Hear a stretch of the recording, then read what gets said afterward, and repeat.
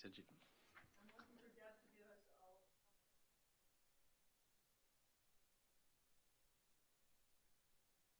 Good.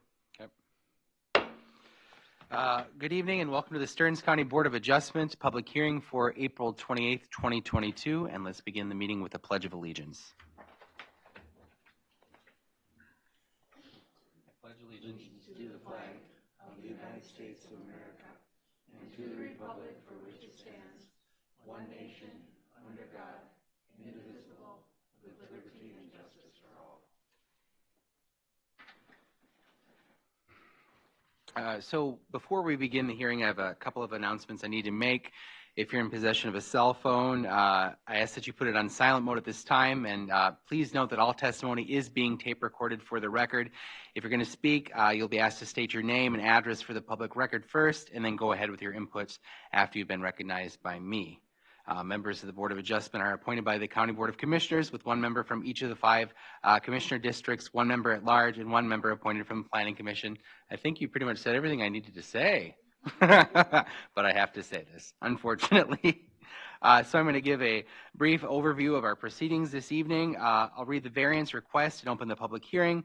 When I'm reading your request, I would ask that the applicant or their representatives come forward and have a seat on the front of the board there by the microphone. The applicant and or their representatives will be asked to state their name and addresses for the record. Environmental Services staff will provide a brief overview of the requested variance, the staff report, and if any correspondence has been received regarding the request. The applicant and or their representatives will then provide any input, corrections, concerns, comments, or etc. Once the applicant or the representatives have provided their testimony, the board will discuss the request and ask questions of staff or the applicant or their representative.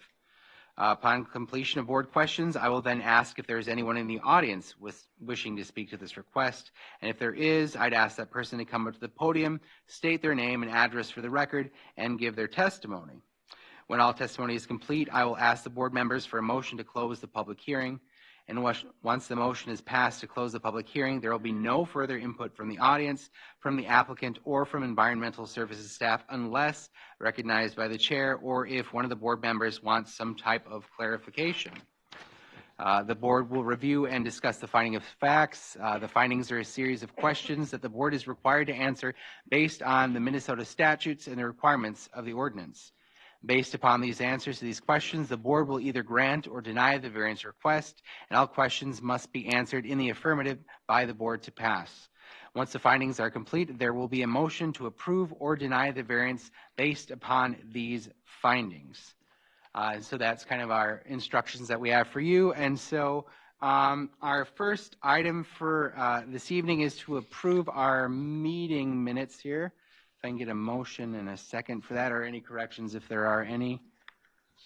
I have a question, Mr. Chair. At the end of our last meeting, I brought up, could we consider other processes or criteria so that it wouldn't like bind the board into a certain direction? And I don't see that that's on here. I don't know if it has to be on here. And I think, Shelley, you said you were going to provide something to us at some point in time. Mr. Chair, Member Fiedler, we are looking into some training and some options so that you understand kind of what the rules and the process are. We are bound by statute, so we're not allowed to vary from that too much, but I think there were some other questions and I had written some of that down for training purposes, and Angie is looking into that, so hopefully we will have that soon. Would we be able to get the statute number? I can, yep, I will send that to you. Super. Perfect. Thank you. You bet. Wonderful. And then anything on the minutes, motion, corrections? I'll make a motion to approve the minutes. We have a motion to approve the minutes. I'll second. Motion and second is being made. All those in favor say aye. Aye. Opposed? Same sign. Motion carries. And so that means we go to our first item of business this evening to consider a request from Percy and Judith Zemer and Chris Zemer, Belgrade, Minnesota from section 6.96 and 9.311 of Stearns County Land Use and Zoning Ordinance 439 to permit a feedlot with 9.9 animal units and keep a structure and 2 open lots less than 10 feet from the property line. Said ordinance requires a setback of 10 feet from a property line and a maximum of 3 animal units. Affected property is 5.00A, west 550 feet of the north 400 feet line of Northwest 4, Southwest 4, Section 28, Crow Lake Township, and the property address is 47273 County Road 19 in Belgrade, Minnesota. And then can I get all your names and addresses collectively for the record this evening? My name is Percy Zemer, 47273 County Road 19, Belgrade, Minnesota. Thank you. And we're looking for a variance, a 5-foot feedlot variance. Judy Zemer, 47273 County Road 19, Belgrade, Minnesota. Chris Zemer, 306 3rd Avenue, Southwest, New London, Minnesota, 56273. Excellent, thank you. And now we'll move to the staff for their report. Good evening. This property is 5 acres, Section 28. What you already said, Crow Lake Township, zoned AG A40. The required 5-foot feedlot to the property line setback that they're requesting would be a 50% deviation from the required 10-foot setback. This is a setback that would be required for a feedlot that's less than 10 animal units. That's why it's not maybe the common 50 feet that you guys are familiar with. The variance request was reviewed by Environmental Services Wetlands staff.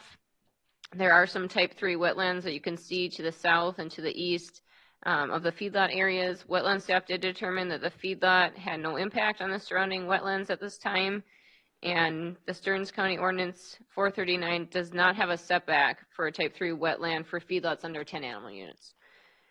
The applicant is proposing a 130 square foot barn with a 2,500 square foot attached open lot, which is number 1 on the map, an 8x8 barn, which is number 2 on the map, an 8x12 barn, number 3, 14x14 with a 16x32 open lot, which that is number 4. The applicant's requesting 9.9 animal units, which would consist of 1 slaughter steer, 2 feeder cattle, 6 cow-calf pairs, 1 calf, 12 layer hens, and 13 geese. Based on zoning and parcel size, 3 animal units would be the allowed maximum at this time without a variance. The feedlot's currently not registered or permitted. Registration is not required per ordinance, but a permit for these structures and for the animals is required. The surrounding parcels are all zoned A40, and then I did complete a compliance inspection March 15th, 2022. Because the feedlot areas are not permitted and setbacks were not met, the feedlot, oh, sorry, I think I skipped something there. Non-compliant with the ordinance because the setbacks are not being met, but it was compliant for water quality. There's no runoff issues when I was out on site. The on-site well, and you can see the red dot on the map, it is a shallow well, less than 50 feet deep, so it does require a 100-foot setback to number 1 for anything housing more than 2 animal units, which would be number 1, and then only a 40-foot setback for barns that are housing 2 animal units or less, which would be number 2, 3, and 4. So those 2, 3, and 4 are housing chickens and geese, and so they are going to be less than 2 animal units in those structures. And the Minnesota Department of Health does reduce the setback for structures housing less than 2 animal units. So that's why there's a difference. On one of the maps, you can see there's a dark blue line showing the 100-foot setback, and then there's a light blue line showing the 40-foot setback, just for maybe help understanding that. The feedlot structures 1, 2, and 3 that are not meeting there's a couple of them that are real close to that setback. They would need to be relocated before we issue a permit. You can see on that map there, they're maybe just touching that buffer and need to be moved a little bit. The same with number 1 is going to have to be move slightly to meet the 100-foot setback before we can issue a permit. All right. The owner plans to stockpile manure within the barns or open lots. There is no area on the property that's the soils are acceptable for short-term stockpiling. So inside lots is the best area because of this soil compaction from the animals. So that would be allowed to stockpile inside the lots until it's hauled out, and then plans to apply or has applied in the spring on neighboring fields or neighbors' fields. And then from May to October, cattle are pastured on rented land, so they're not here the whole year, just something to note. The Crow Lake Township, Cold Spring Record, Bonanza Valley Voice, and property owners within 500 feet have been notified. Oh, and I forgot to ask you guys, members of the board, how many were able to visit the site? Okay, and was there any contact from anyone while you were out on site? Jill? Yes, I did speak to Mr. Zemer while I was there, and he did show me around a little bit. Okay, thank you. And then I did have one correspondence. Oh, sorry, let me read my last piece here real quick, which would be the alternatives or the recommended conditions. Number one would be to grant or deny the variance request based on the findings of facts. And number two would be the applicant could reduce the feedlot registration to the 3 animal units that's allowed, relocate or reduce the size of the open lots, and request a permit for the feedlot structures and open lots that meet the setbacks of our ordinance number 439. And the correspondence I received is a letter. One second here. This was scanned in this morning, so you guys probably haven't seen it yet, or faxed in, excuse me. So this is to the members of Stearns County Board of Adjustment.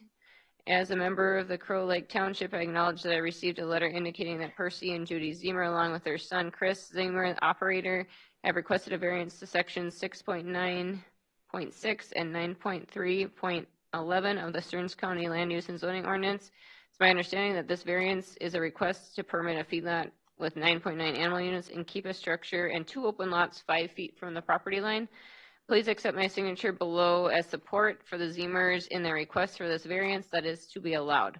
So I have 8 signatures here from the Spaniards, the Campsons, and Hunters. If there's another one that you can mention, the applicants can let you know, but they're all signatures, so they're somewhat hard to read. That's all I have. Thank you. And then applicants, if you have anything to say.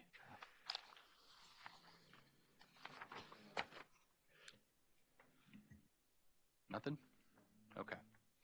Questions? Yes, question for staff. Could I get some background on why the current maximum number of animal units is 3 for that size of property, please? So the animal unit is determined by the zoning and also the parcel size.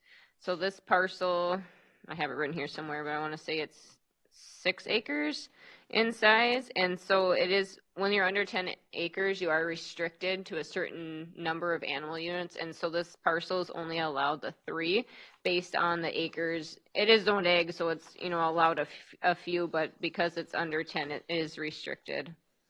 If that answers your question.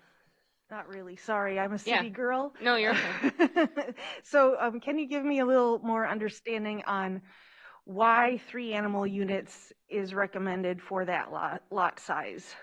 Like, is it due to the animals' well-being? Is it due to pollution? What is it due to? I think it's both. It's stocking density, what we would think would be adequate for that size, and also, to reduce pollution. But there is the option of requesting a variance to increase that slightly, and then that's something that the owners or the operators are going to have to manage and keep in mind with, this is a few more animal units, and what are you going to, and that's why we asked for, what their plans are for manure, where they're going to be stockpiling, and in this case, animals, only they're part of the year, so I guess that maybe plays a part in it also. I have a question for the applicant. Since the criteria is 3 units for for this size property, why do you think you should be granted a variance? Well, I guess we've been established at what we've been with the 9.9 animal units now, and the geese and chickens, we've been doing this for many years, and I guess we just want to kind of maintain what we've been doing, and that's. Staff, I don't understand what I just heard. I thought they were requesting to go to 9.9 units, and it was 3. So what's the skinnier? Yeah, they do have already the 9.9 animal units on their site when I was out for the inspection, and maybe that's not listed in the staff report, so I apologize, but they are at the 9.9, so they're requesting to maintain that number. They did not have a permit or weren't aware that they needed a permit, whichever. And so at this point, they're looking for a permit, but also to maintain what they have on site more than what is allowed on the ordinance. So how long have you been doing it with 9.9 units? Well, I would roughly say probably right around that 20, 25 years. And questions for staff, how long has it been 3 animal units?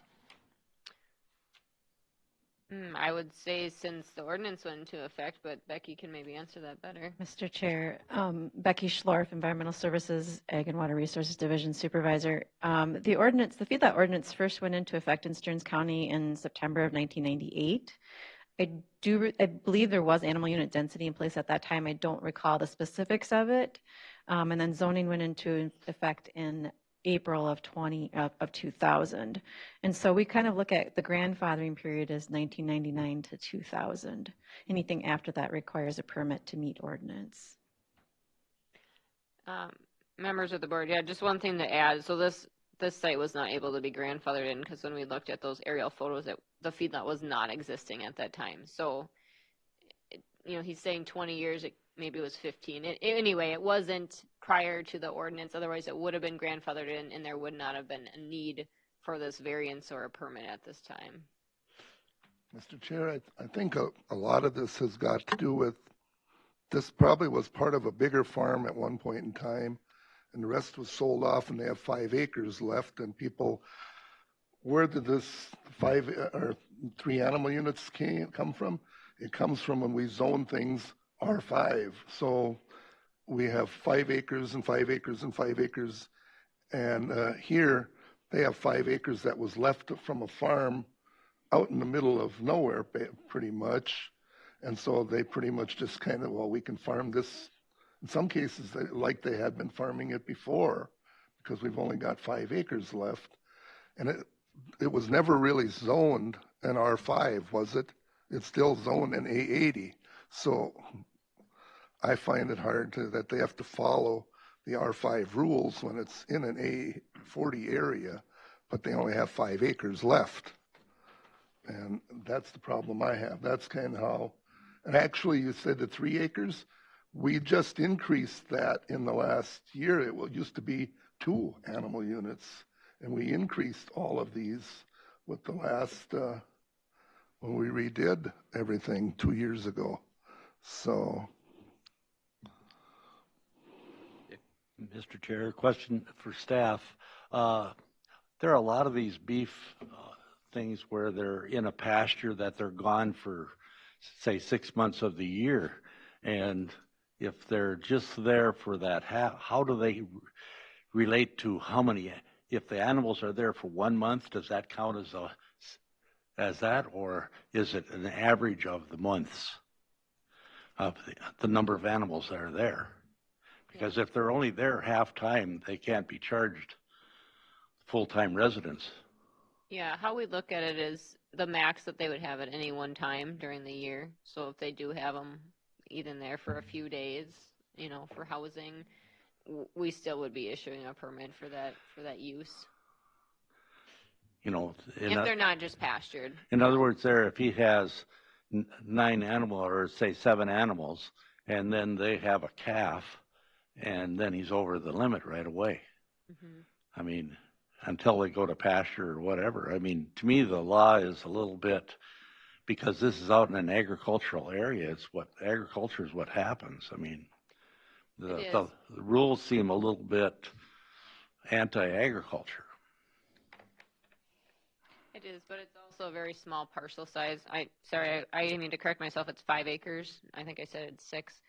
And also on this specific parcel, there's a lot of wetlands. So if you had more than 10 or 10 or more out there, it could become a a runoff issue, a pollution issue. And not to say that it can't now either. It's just how they manage it. But with open lots, I think you do have that risk, especially with wetlands nearby. So I think it's there for a reason, to protect, and wells also. Like, we're close to the well on this site too. So, there's things that when you have a smaller amount of acres, you're going to start getting close to your house. You're going to start getting close to potentially neighbors, maybe not in this situation, but it could be in other situations. Yeah, I can see if there's neighbors involved or it's in a group of houses or whatever, but if it's in a sparse area.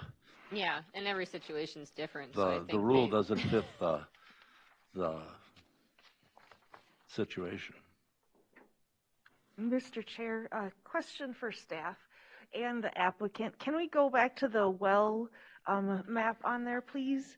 So it sounded like there was some concern on where the manure would be placed. Do we know where it's currently held or how the manure storage currently is held? Because it sounds like that's part of the concern, is that runoff due to the compaction of the soil and the wetlands. Do we know where the manure is going to be stored, or is that to be determined? Member DeLong, I'll let the applicant answer as far as where they're currently and what their current situation is. Right now, our manure is stored in lot, it's at number 1, I think, the yellow. Is that right? Where I have the cattle? Yep, number 1. Yep, I can't see it on there. So lot number 1 is where we store our manure. And then lot number 4, it is stored in there until spring. We clean it out. And then the other 2 in the inner circle, what is that, 2 and 3? Mm-hmm. They're also cleaned, and we haul it out to rented land that I farm.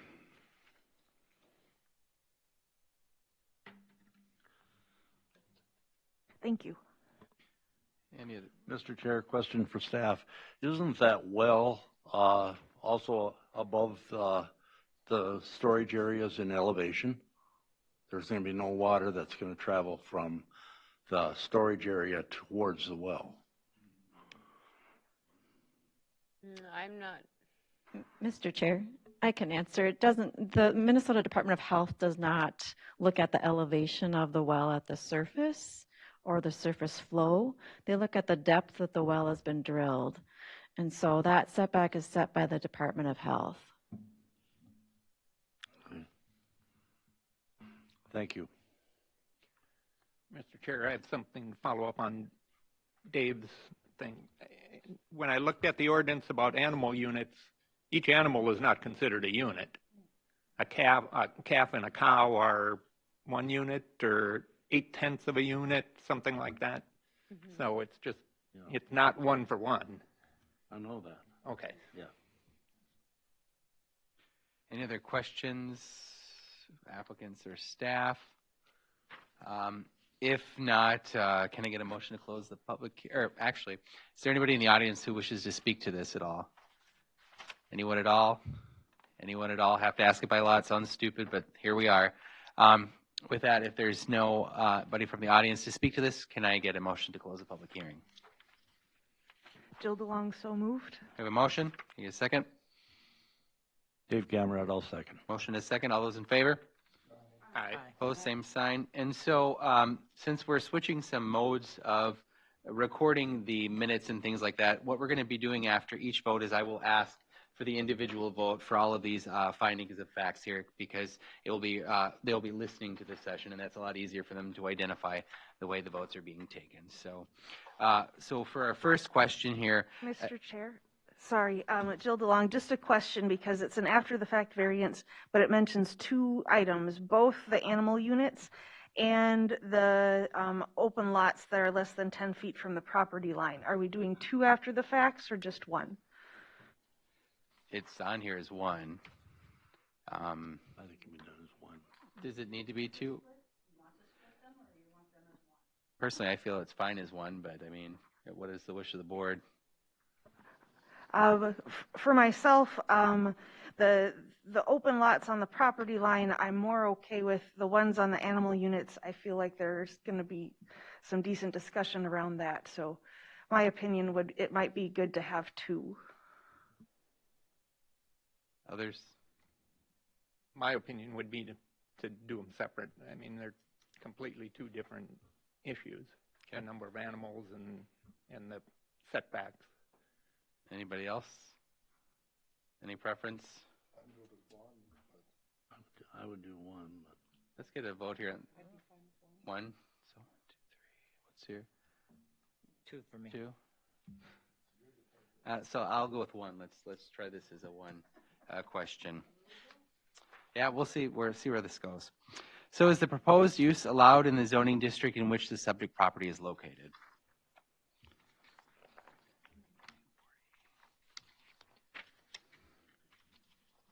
Mr. Chair, Jill DeLong, yes, agriculture and animal units is allowed in a 40 zone. Okay, any other comments? Mr. Chair, I would say it's not. It exceeds the animal unit limit set for that size parcel by 300%. And with the setbacks also from the property line, that's another, in my book, another negative in that. So I would say it does not. Okay. So with that, there being an answer in the negative, I'm going to take roll on this. We've already got Jill as a yes, and then Rob is a no. George? No. Dave? yes. I'm a yes. Bonnie? Yes. And then Ken? Yes. So that is a yes for number one. Number two, is the variance in harmony with the general purposes and intent of the official control? Mr. Chair, Jill DeLong, this is the part where I thought having two might be helpful. I believe that with the setback to the property line, I believe the general purposes and intent of that control is to make sure that there's enough space between property, that you're not right next to the neighbor's house, things like that. But being the location of this property, I don't think that's a concern at all. So I believe that is in harmony with the general purpose and controls. At least with the property line. For the animal agriculture, I'm not sure. Any other comments? I'll take roll on that. I'll give you a second to vote on that. George? What are we voting on? It's number two on the list here. State it again, please. Is the variance in harmony with the general purposes and intent of the official control? No. Okay. Dave? I would say it is because there's lots of farms in the area, and if we have 10-foot setbacks to each neighbor, there's going to be these stretches of property that are just left to grow wild, and it's going to actually be a detriment to the way our countryside looks at present. Thank you. Bonnie? Dave, do you have your light on? No, I didn't. That's what she was waving at you.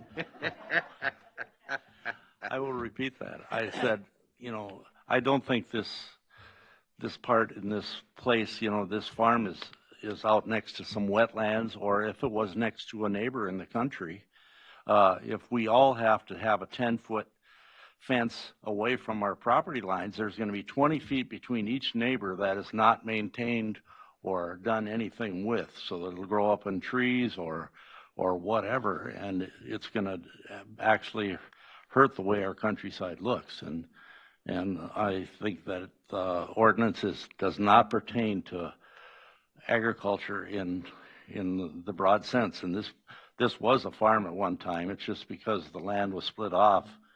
To me, the rule does not apply. Bonnie? I'm going to say yes, it does, because for the reasons that have been stated so far about the setbacks on the property lines. And then in regard to the 9.9 animal units, my thought is that the intent of the controls is to somewhat alleviate any problems between neighbors, and someone addressed that already, that this is It's not 5-acre lot after 5-acre lot after 5-acre lot in a residential area. And this is in a farming area, so I don't see that, a few more chickens or a few more geese are going to cause any problem with the neighbors. And especially as Dave had said that, as this property, the animals currently are, the majority of the animal units are housed off of the property during about half of the year, and the other half of the year it's when the ground is frozen, so effect on groundwater is probably minimal. Rob? I'm going to say no. Ken? I'm going to say yes. I agree with Dave. And I'm a yes. So, Jill? Mr. Chair, so question for staff. Just because I'm a city girl, so I don't know, the concern I would have is for the animal well-being. So if their lot size was appropriately sized for 9.9 animal units, are those feedlots appropriately sized for those animal units? That's the concern I have, is are there too many animals in too small of a space? So are those feedlots appropriately sized for that number of animal units, disregarding the size of the lot? Member DeLong, I guess we typically don't look into it. There is MPCA, or Minnesota Pollution Control, I guess, does have a set standard you can go by, X amount of feet per head, but I guess that isn't something that we looked at. Typically we try to leave it up to the producers to provide adequate space and housing for, if they don't, that's going to affect the cattle themselves when they're calving, if you get calves stepped on, whatever. So it isn't something that we typically enforce, I guess, to answer your question. Okay, thank you. Then I will vote yes. Okay. Yes for number 2. Number 3, is the variance request consistent with the comprehensive plan?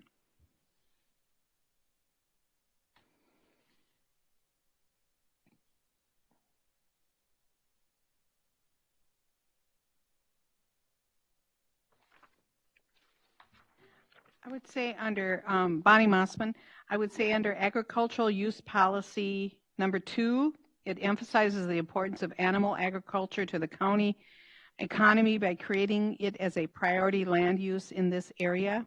And I think by, offering this in a predominantly agricultural area, I think, that one fits, so I'm yes. Okay. Do roll call. Jill? Yes. George? Yes. Dave? Yes. Rob? Yes. Ken? Yes. Number 3 is a yes. Number 4, is the property owner proposing to use the property in a reasonable manner not permitted by an official control?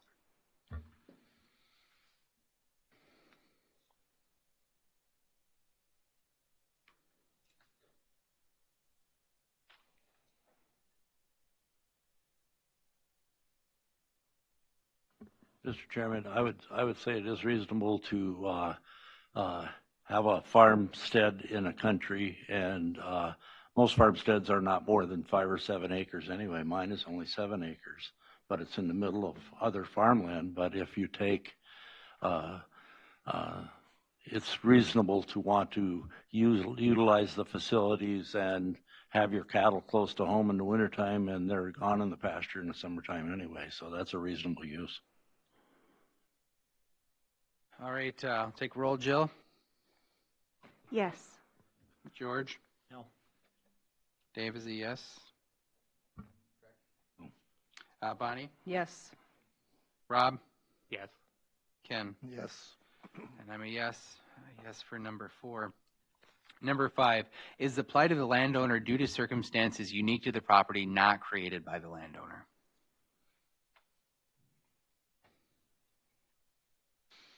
Mr. Chair, Jill DeLong. With this one, I'm looking at, question A. Did the applicant act in good faith and attempt to comply with the ordinance? That's where I have the question here is, it sounds like they've been maintaining this farm at the current animal unit density for many years, possibly as long as the ordinance has been in place. I don't know that there's anything unique to this property that the landowner did not do to cause this situation. So I'm going to say no. Okay. I'll take roll of the rest. George? No. Dave? Yes. I'm a yes. Bonnie? Yes. Rob? No. Ken? Yes. And it's a yes for number 5. Number 6, will the variance maintain the essential character of the locality?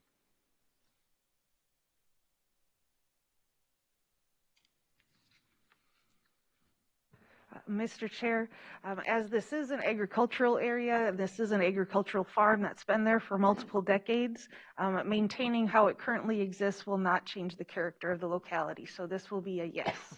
Okay. Take the remaining roll. George? Yes. Dave? Yes. I'm a yes. Bonnie? Yes. Rob? Yes. And Ken? Yes. And number 7, final question. The need for the variance involves more than economic considerations.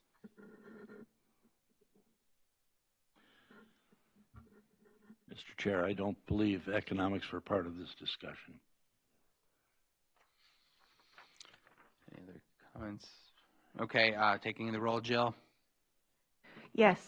George? Yes. I'm a yes. Bonnie? Yes. Rob? Yes. Ken? Yes. All right, with all questions being answered in the affirmative, can I get a motion to approve this variance? Mr. Chairman, question. By approving the variance, are we allowing them to stay within that 5-foot, 10-foot property line? Mm-hmm. Okay. Yep. Mr. Chair, as I voted no on some of them, I know the majority voted yes. I do not feel comfortable making a movement at this time. Yep. I'll make a motion to approve. Motion from Bonnie. I'll second Dave Gamrad. Okay. So, Jill? No. George? No. I'm a yes. Bonnie is a yes. Rob? No. Ken? Yes. And the yeses make this an affirmative decision. Your variance has been granted. And if you have any questions, contact staff during regular business hours. Thank you for being here.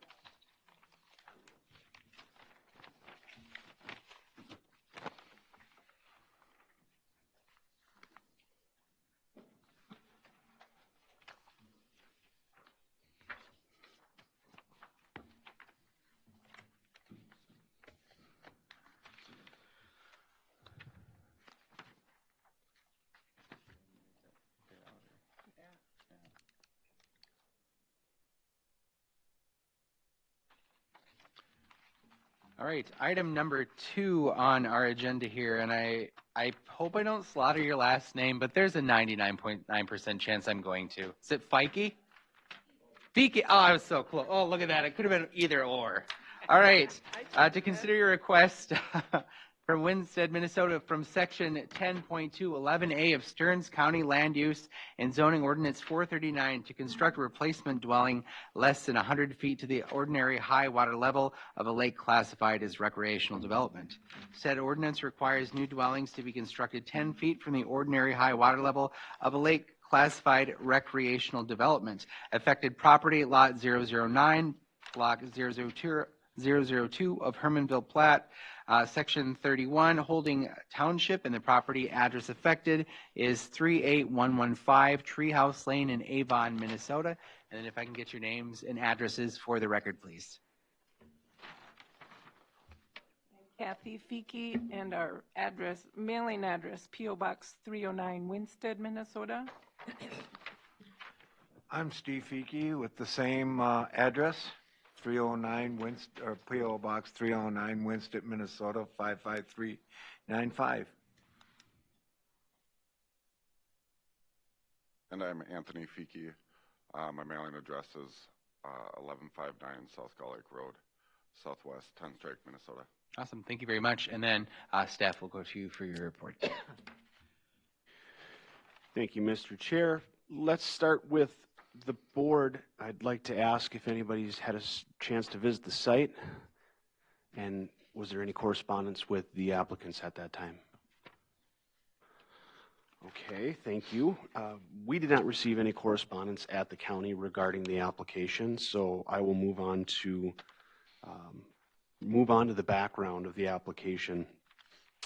The applicants own Lot 9 of Block 2 of Hermanville Plat, which was platted in 1926. They purchased the property in 2008. The property is in the Shoreland Overlay District of Two Rivers Lake, which is classified recreational development. Two Rivers is on the list of impaired waters for aquatic consumption for mercury and fish, aquatic life for fish bioassessments, and aquatic recreation for nutrients. The existing dwelling is 74 feet from the ordinary high water level of Two Rivers Lake, according to the survey. The existing accessory structures on the property were constructed in 1920, according to the assessor records, prior to official controls and prior to the Hermanville Plat. The established building line is more restrictive than the 100-foot ordinary high water setback, therefore it does not apply. The proposed impervious lot coverage is 22.9%, according to the survey. Holding Township, the Minnesota Department of Natural Resources, and property owners within 500 feet have been notified of this request. And if the variance is granted, determine if mitigation is required according to Minnesota Statute 394.35, and options have been provided. And that's all I have. Okay. Applicants, do you have anything you wish to say to the board? I'd just like to tell you that the property's been in my family since 1946. My great aunt and uncle owned it first, and then when my great aunt couldn't take care of it anymore, my mom and dad bought it. And then my mom and dad had always planned to retire there, but when my dad was diagnosed with ALS, they knew that wouldn't happen.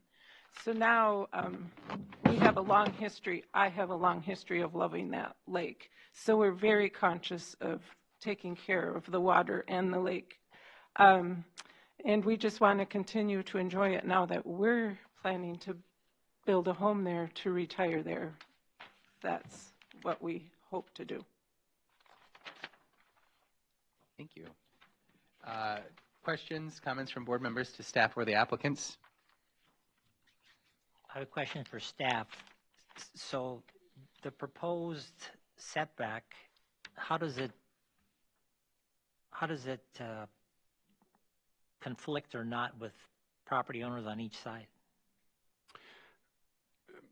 Mr. Chair, Member Fiedler, the proposed setback is less than the restrictive 100-foot, the more restrictive 100-foot setback that is required for this lake. And because they are ahead of that building line, they don't have any benefit from that. They're kind of on a point there you can see on the aerial photo. So the other two neighboring properties, though they may be closer to the lake in feet, the building line that's created doesn't give any benefit to the applicant. So the 79-foot setback that's being requested is more restrictive than what's allowed.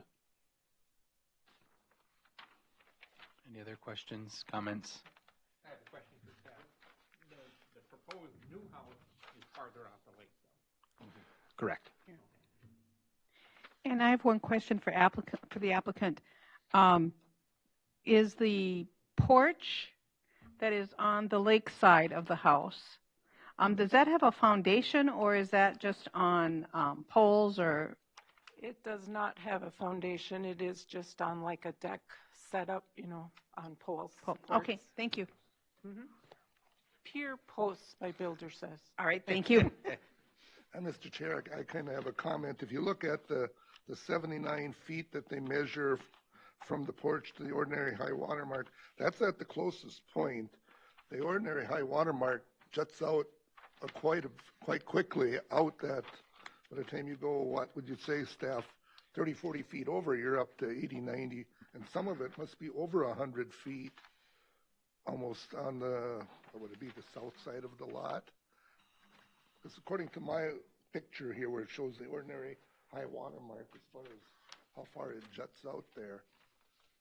Mr. Chair, Member Mossman, we have a 100-foot setback line on the survey. you can see there that parts of the structure, forward parts, lakeward parts of the structure would meet the 100-foot setback, but with the way the shoreline runs, that one corner would encroach in that 100-foot setback.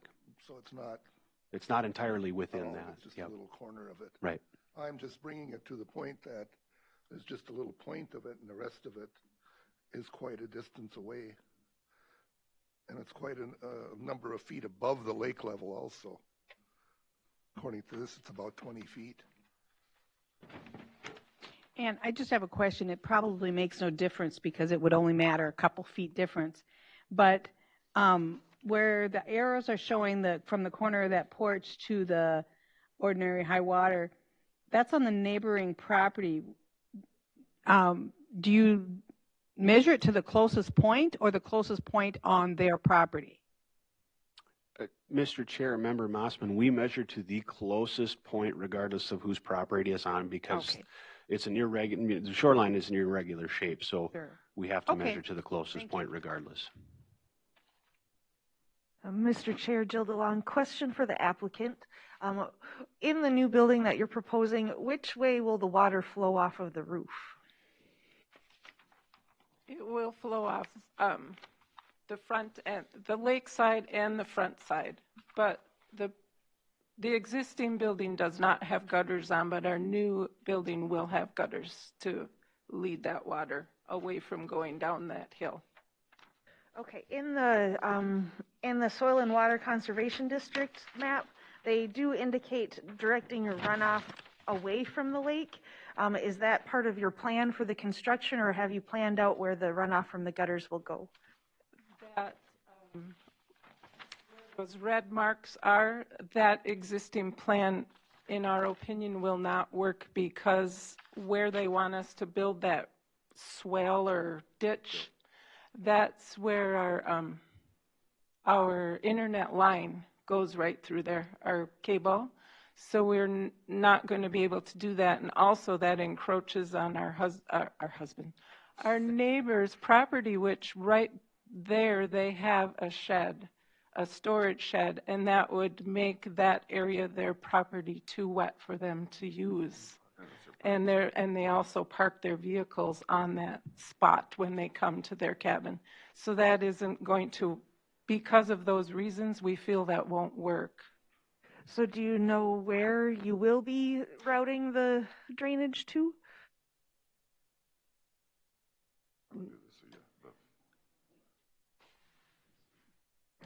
We're looking into doing a rain collection system for the gutters, whether it's a holding tank underground or 55-gallon drums. Okay, thank you. Any other questions or comments from the board? Questions for applicants or staff? If there are no questions, I'll ask if there's anybody from the audience who wishes to speak to this measure. Anyone from the audience at all? Anyone at all?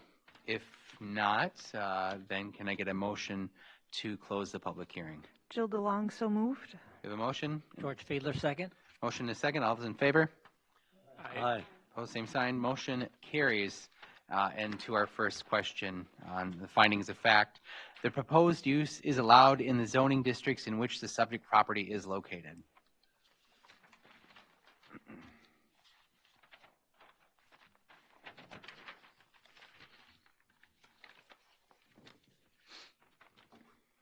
Mr. Chair, yes, it is. It's a residential area.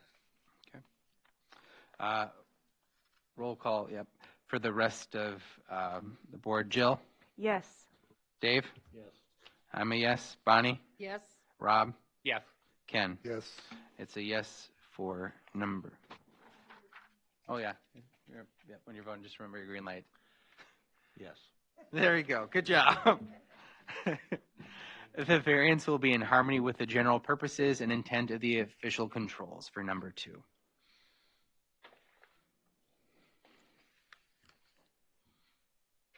Mr. Chair, Jill DeLong. The variance, I believe that the general purposes and intent of the official controls is to make sure that we have plenty of room between housing and the water. And in this case, due to the size and shape of the current lot and the required location of the sewage treatment system, they are building it as far away and even farther away than the existing building. So yes, I do believe that it is in harmony with the general purposes of the control. All right. I'll do the roll call for the rest of you. Got your finger on the button. I like it. George. Yes. Dave. Yes. Good job. I'm a yes. Bonnie. Yes. Rob. Yes. And Ken. Yes. A yes for number 2. Number 3, the variance will be consistent with a comprehensive plan. Yes or no?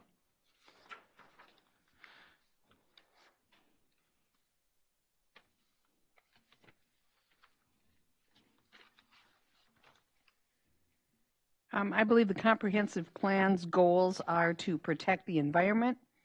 And since this is going to be moving the house or the structure 5 feet further back, plus they're planning on adding gutters, which previously were not there, I think it's an improvement on the situation, so I would say yes. All right. Bonnie with a yes. Roll call. Jill. Yes. George. Yes.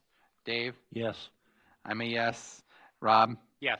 And Ken. Yes. It's a yes for number 3. Number 4, the property owner proposes to use the property in a reasonable manner. Yes or no? Mr. Chair, George Fiedler, they're using it in a reasonable manner. They're reconstructing the home. There's already a home on there. They're using it in the same manner they have in the past, so it's reasonable. Roll for number 4. Jill. Yes. Dave. Yes. I'm a yes. Bonnie. Yes. Rob. Yes. Ken. Yes. Yes for number 4. Number 5, the plight of the landowner is due to circumstances unique to the property, not created by the landowner. Yes or no? Well, I'd say the size of the lot, the location of the well, of the lake shore, of the proposed sewage system really limits their space available to build. And so I think that is unique to this property. So I would say yes. And roll. Jill. Yes. George. Yes. Dave. Yes. I'm a yes. Rob. Yes. Ken. Yes. Yes for number 5. Number 6, the variance, if granted, maintains the essential character of the locality. Yes or no? Mr. Chair, I would say yes, because as it's been stated before, there's houses there, and it's just going to build another house. So it's not going to change the character of the locality at all. Roll. Jill. Yes. George. Yes. Dave. Yes. I'm a yes. Bonnie. Yes. Rob. Yes. Yes for number 6. And number 7, the need for the variance involves more than economic considerations. Yes or no?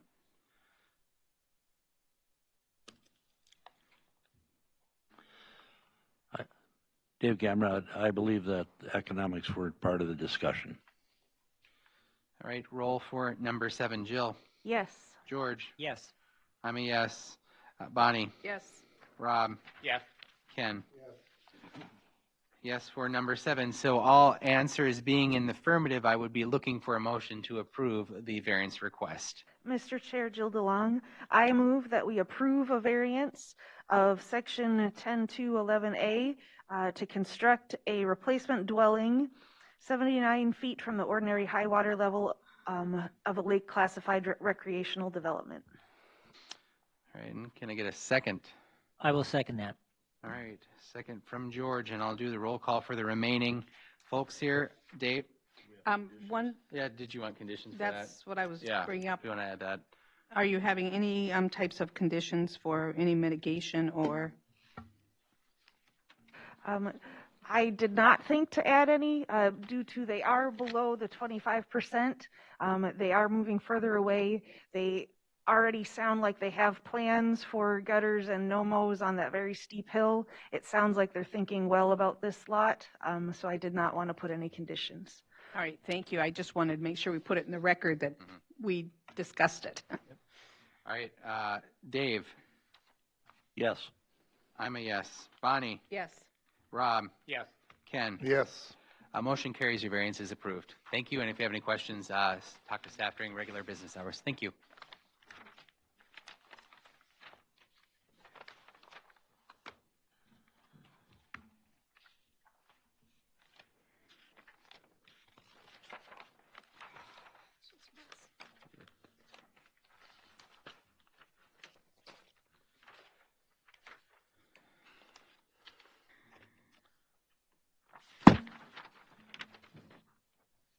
Moving to item number 3, to consider a request from Dwayne Roski and Laura Rhodey of St. Joseph, Minnesota, from Section 9.9.9A of Stearns County Land Use and Zoning Ordinance 439 to construct an addition to a single-family dwelling and a residential accessory structure, and to leave as constructed a residential accessory structure less than 120 feet to the center line of a road classified as a minor arterial.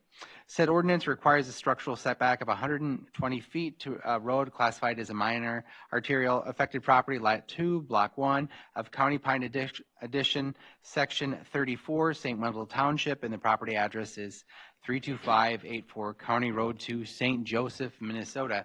And then if I can get your name and addresses for the record, please. Dwayne Roski, 32584 County Road 2, St. Joe.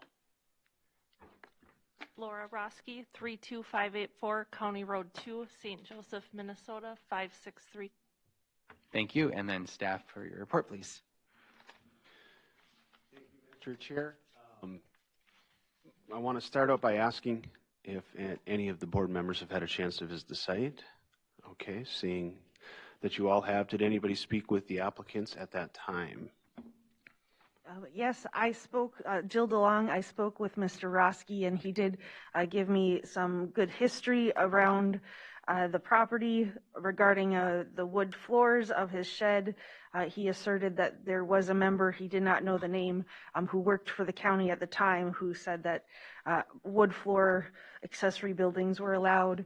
He did describe some of his concerns with how to move a tractor trailer up and down some of the steep parts of his property and some of his plans of where he was moving the buildings. Thank you.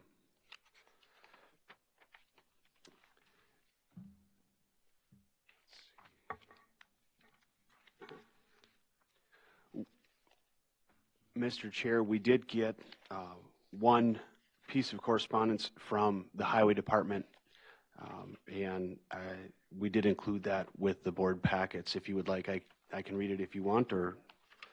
I don't think we need to. Thank you, though. Okay, yeah. To the background information, the applicants currently own Lot 2, Block 1 of County Pine Addition, which is approximately 1.27 acres. The property is in the A40 zoning district, but due to its size, R1 uses and setbacks shall apply.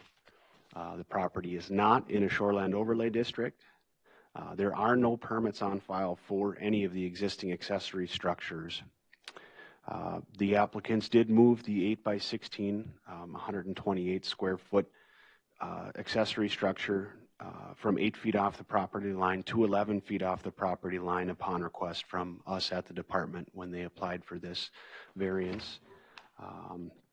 St. Wendell Township, Stearns County Highway Department, and property owners within 500 feet have been notified.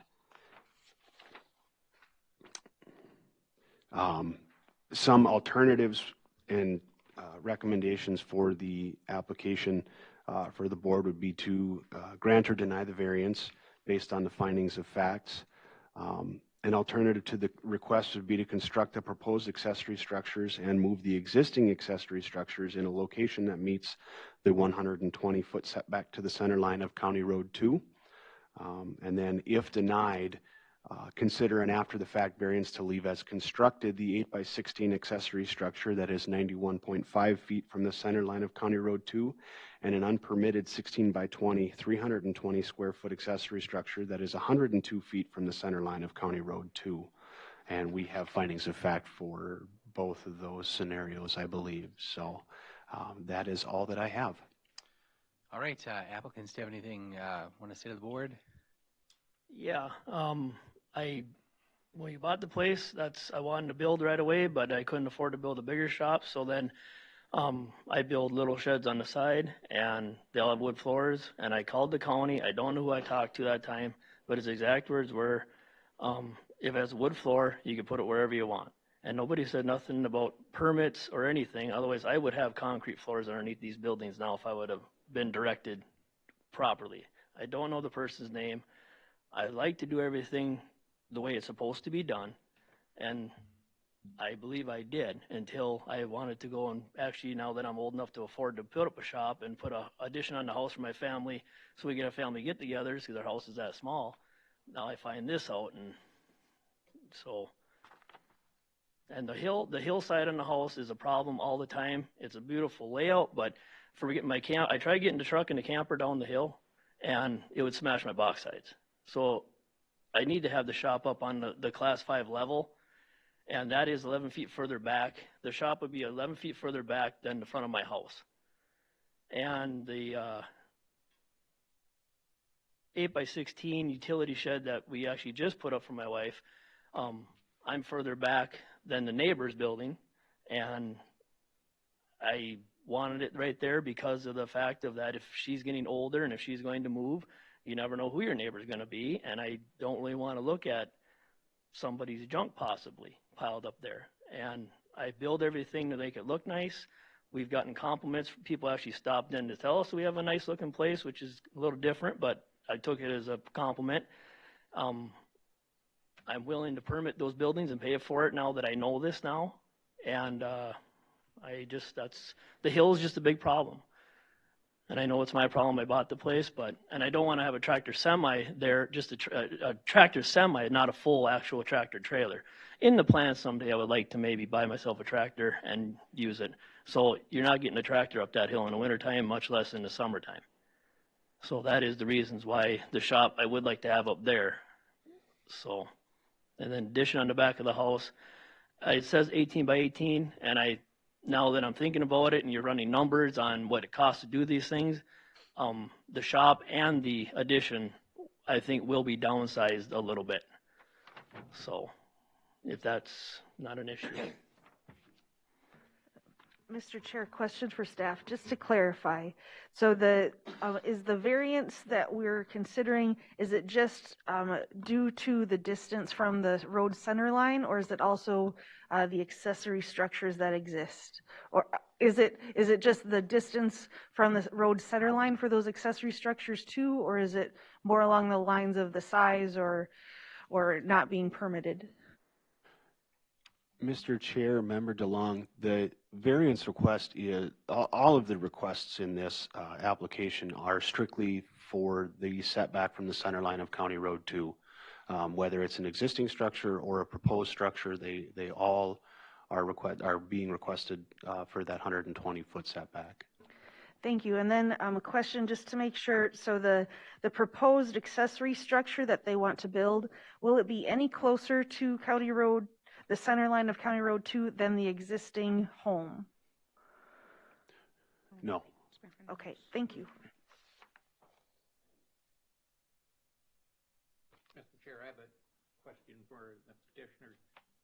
The proposed 28 by 38, where you have a garage there already, correct? Yes. What's going to happen to that? You're going to incorporate that into the building, or is that going to be moved out of there, tore down? That 16 by 20? Yeah. That will be moved over down the hill as a storage facility. Okay. Or if not, then I'm hoping I can leave it right there.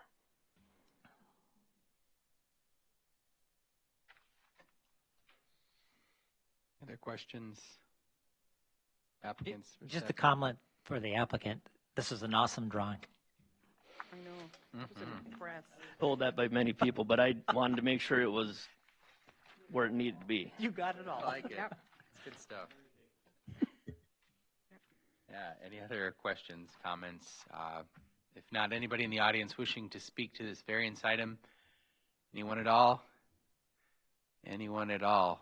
If not, can I get a motion to close the public hearing? Dave Cameron also move. Okay, and then can I get a second?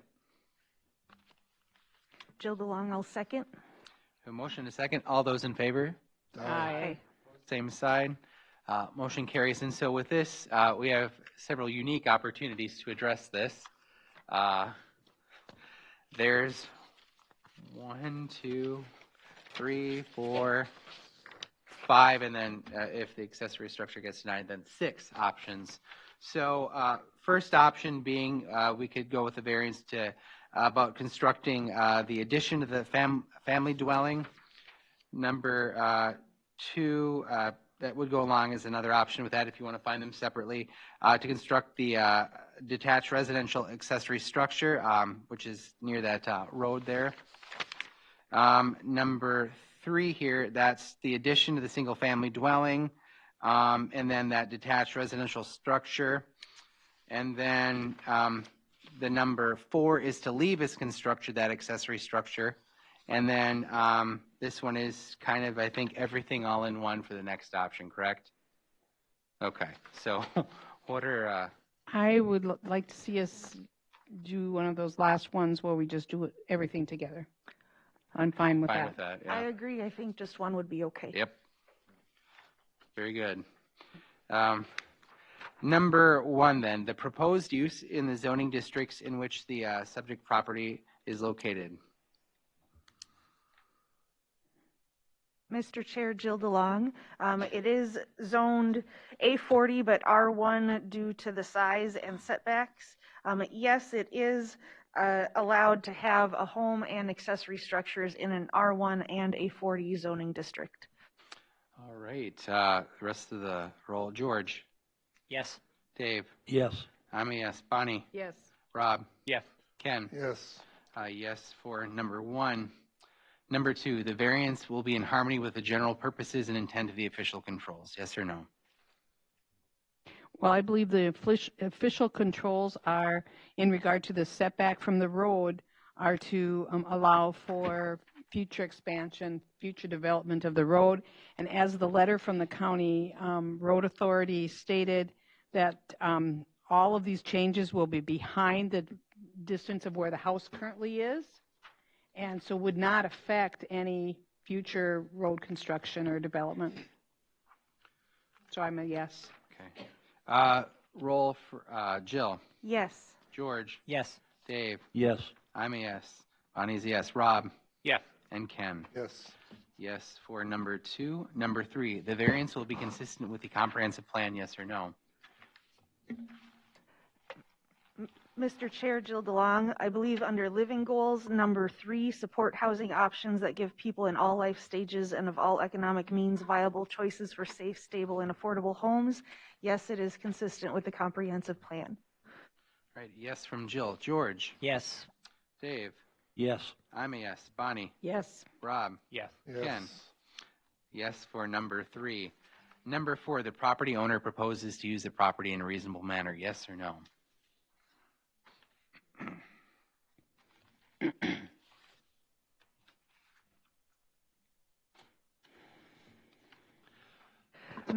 believe it is reasonable to want to have a shed that meets the needs of the applicant for housing equipment.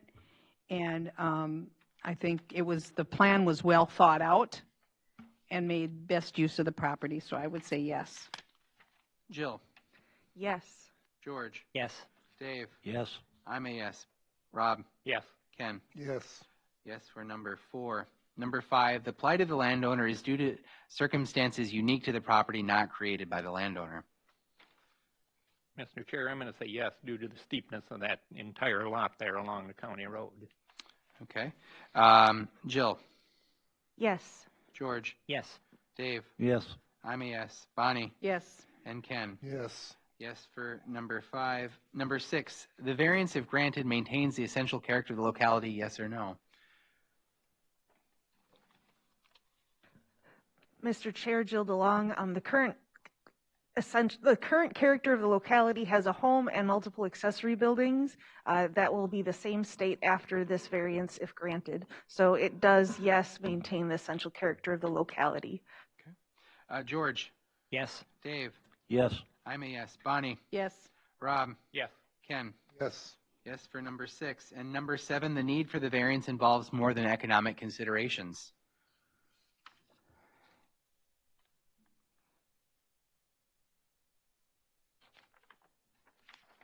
Dave Gamrad, economics considerations weren't part of this discussion. All right. Jill? Yes. George? Yes. I'm a yes. Bonnie? Yes. Rob? Yes. Ken? Yes. All questions being answered in the affirmative, I'm looking for a motion to approve this variance. Mr. Chair, Jill DeLong, I move that we approve a variance to construct an 18 by 18 foot dwelling addition, a 28 by 38 foot detached accessory structure, and leave as constructed an 8 by 16 accessory structure, 111 feet, 93 feet, and 91.5 feet respectively from the center line of County Road 2. And then can I get a second? I have a question first. I'll second it, but now they said they might change the sizes. Do they have to report to you if they decide to deviate from these? I think as long as they go smaller, wouldn't matter. Mr. Chair, Member Mossman, we would just note on the construction site permit that it's smaller than what was allowed through the variance, and we wouldn't bring them back in front of the board to change those dimensions. I just know on a lot of things these days, if you deviate in any way from what you ask for, you have to I can change my wording where I move that we approve a variance to construct up to an 18 by 18 foot dwelling addition, up to a 28 by 38 foot detached accessory structure, and leave as constructed an 8 by 16 accessory structure, those same feet respectively from the center line of County Road 2. I will second that. Very good. George? Yes. Dave? Yes. I'm a yes. Bonnie? Yes. And Rob? Yes. Your variance is approved. And if you have any questions, you may talk to staff during regular business hours.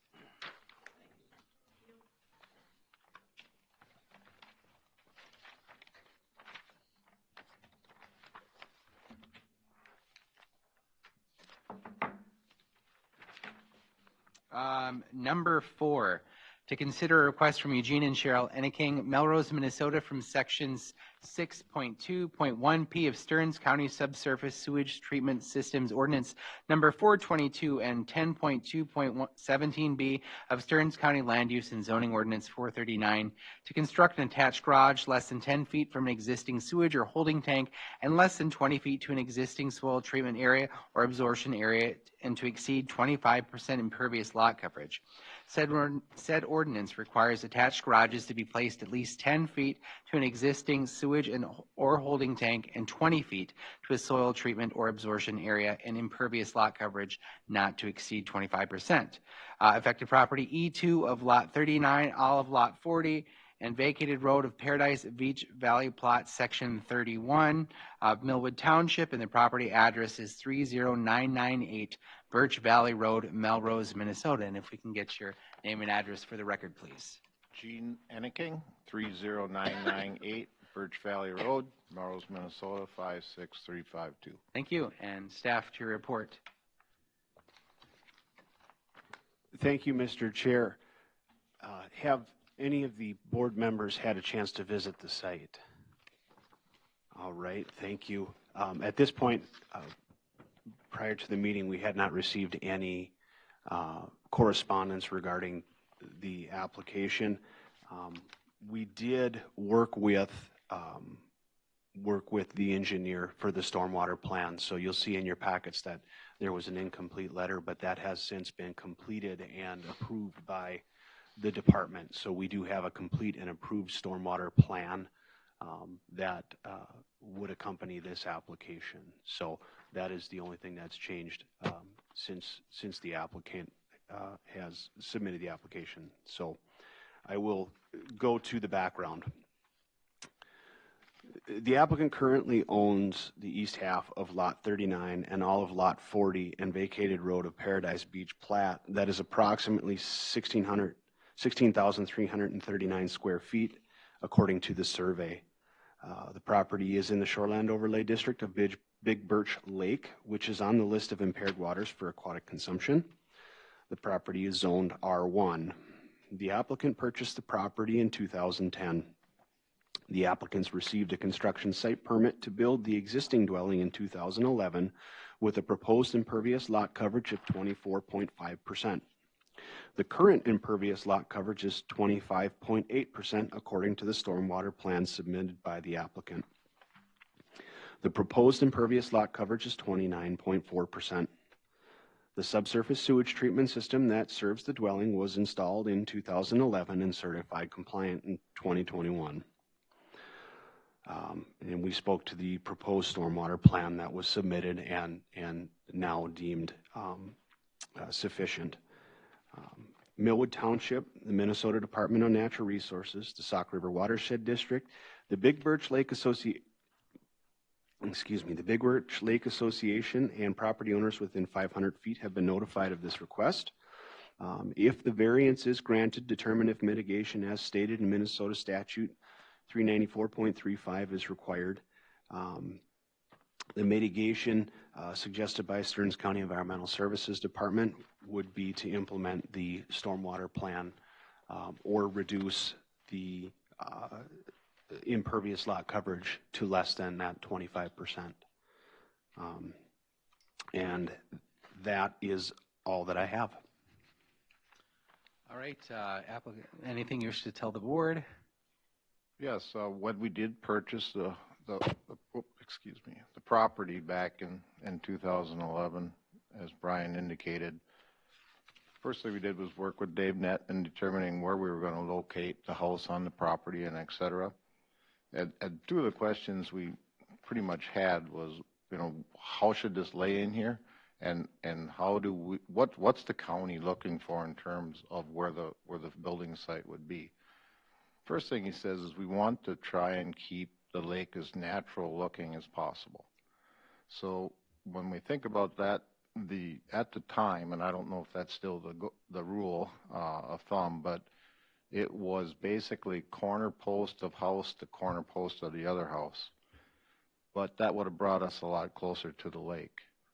The second reason for not doing, so then we pushed it back for that purpose is, first of all, we'd be further away from the lake, allowing for lawn and for water to filtrate prior to going to the lake. But the second objective was then also, by doing that, we would reduce the amount of impervious by getting to the home itself. So that's, and because of that, those setbacks are now a request for both the drain field and the septic tank because we didn't move the house forward. Any questions for staff or the applicant?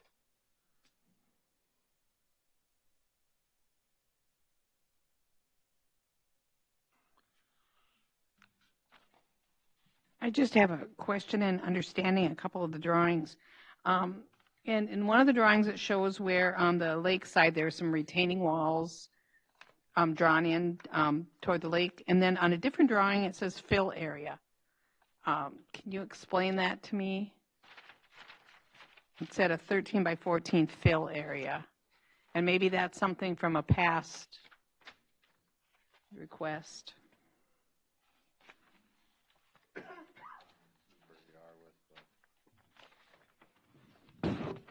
Where it says fill area, I'm on. Oh, there we go. And there's one page, yeah, that one there. Yeah, it says fill area. Yep, that one. Yeah, further, yeah, scroll down and. Yeah, back there. I don't know what that is. I assume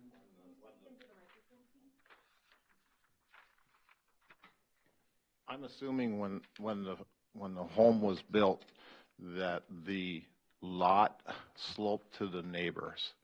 So they brought fill in there to keep the water filtrated on our property versus running into the neighbor's lot. Okay, thank you. Mr. Chair, I have a question for staff. The two distances from the septic, how is that going to affect the septic? You have the existing soil treatment area and the holding tank. Mr. Chair, Member Schwagel, the setbacks that are in place are one in part to protect any infiltration of untreated effluent reaching into coming into a basement. Other purpose of that is to protect the drain field itself and to allow access to that holding or that septic tank We want to ensure that the integrity of those tanks are maintained. In these scenarios, I wouldn't be able to speak to what impact this specific addition would have on that system. I would tap into a septic professional that's licensed in the state of Minnesota for that analysis. But in this scenario, this is just what we have in ordinance is a setback. So that's as much as I can speak to.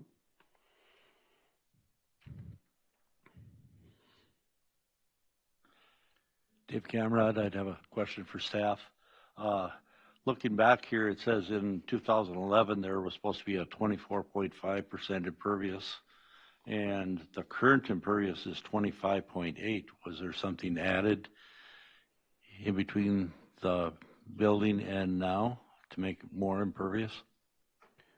Mr. Chair, Member Gamrot, we did notice here at the office that there was additional impervious created through some aggregate surfaces where the proposed addition is, and then there was some additional concrete added to the edge of the driveway that you can see on the, you would see it on the survey, and it does show up as well on the stormwater plan that shows additional concrete there. So just a little bit here and there, and on these smaller lake lots, that little bit can add up pretty quick. Would those additions have needed a permit? No. Okay. But they weren't permitted, being that they're exceeding the 25% coverage. Mr. Chair, Member Schwegel, when we get requests for applicants that exceed their impervious, because we don't permit that type of activity through the ordinance, this is something that is going to come up that the board will see as part of the variance request, because we end up having to deal with these when they're requesting to do additions onto their structure or make other improvements to their property that do require a construction site permit. We do not have permitting processes for adding impervious, and this happens often enough that we have a process for getting them into compliance, whether it's requiring they get a variance to exceed that 25%, or request that they remove some impervious surface and get below 25%. If they do choose to exceed, then we do have them do the stormwater plan that Mr. Enneking has submitted, and that's part of almost the incentive to not exceed that 25%. Thank you. Any other questions? Seeing no questions from the board members, is there anyone in the audience wishing to speak to this variance request? Anyone at all?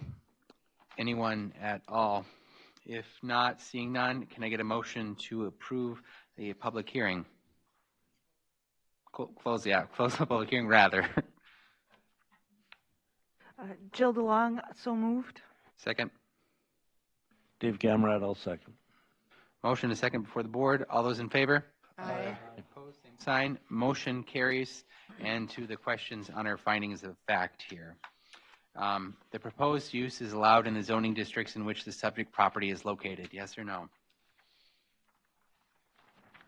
Chair Jill DeLong, this is zoned R1, and constructing an attached garage is allowed in R1 zoning district.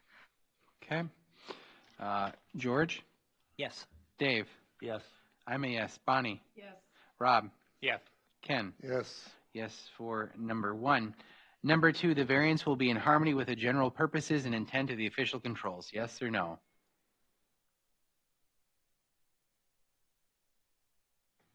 Mr. Chair, George Fiedler will be in harmony. He's just adding on to his existing garage. Okay. Yes for number two. Jill? No, I don't believe it's in harmony. I believe the official controls are trying to limit the amount of impervious land, especially right on the lake water. So I believe that no, it is not in harmony. All right. So moving on with roll call. Dave? No. Too high over the impervious. I'm a yes. Bonnie? I'm a yes because he has plans to mitigate the water that would come from the additional impervious. Rob? No. And Ken? I'm a yes also because he has the plan already completed.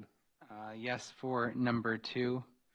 Number 3, the variance will be consistent with a comprehensive plan, yes or no? Mr. Chair, Jill DeLong, under Lakeshore Living Policies, number 3, to discourage the alteration of natural shorelands and the creation of impervious surface in nearshore areas, I'm going to say no. All right, no from Jill. George? Yes. Dave? No. I'm a yes. Bonnie? Yes. Rob? No. And Ken? Yes. Mr. Chair, could we get what the comprehensive plan is for the yeses, please?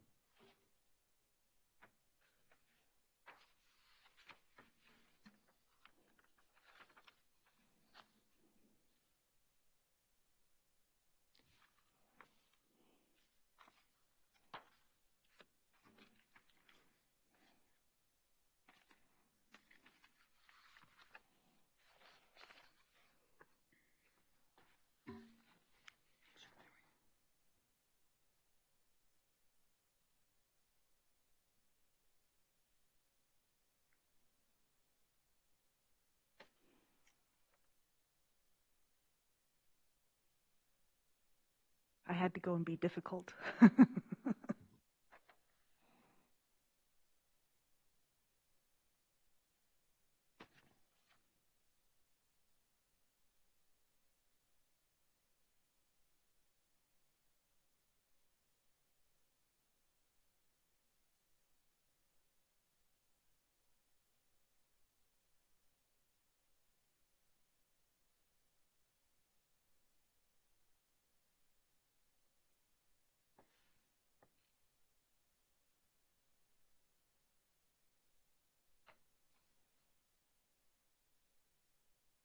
Mr. Chair, the detractor seems to be the impervious surface, but there are more factors involved than just that in the comprehensive plan.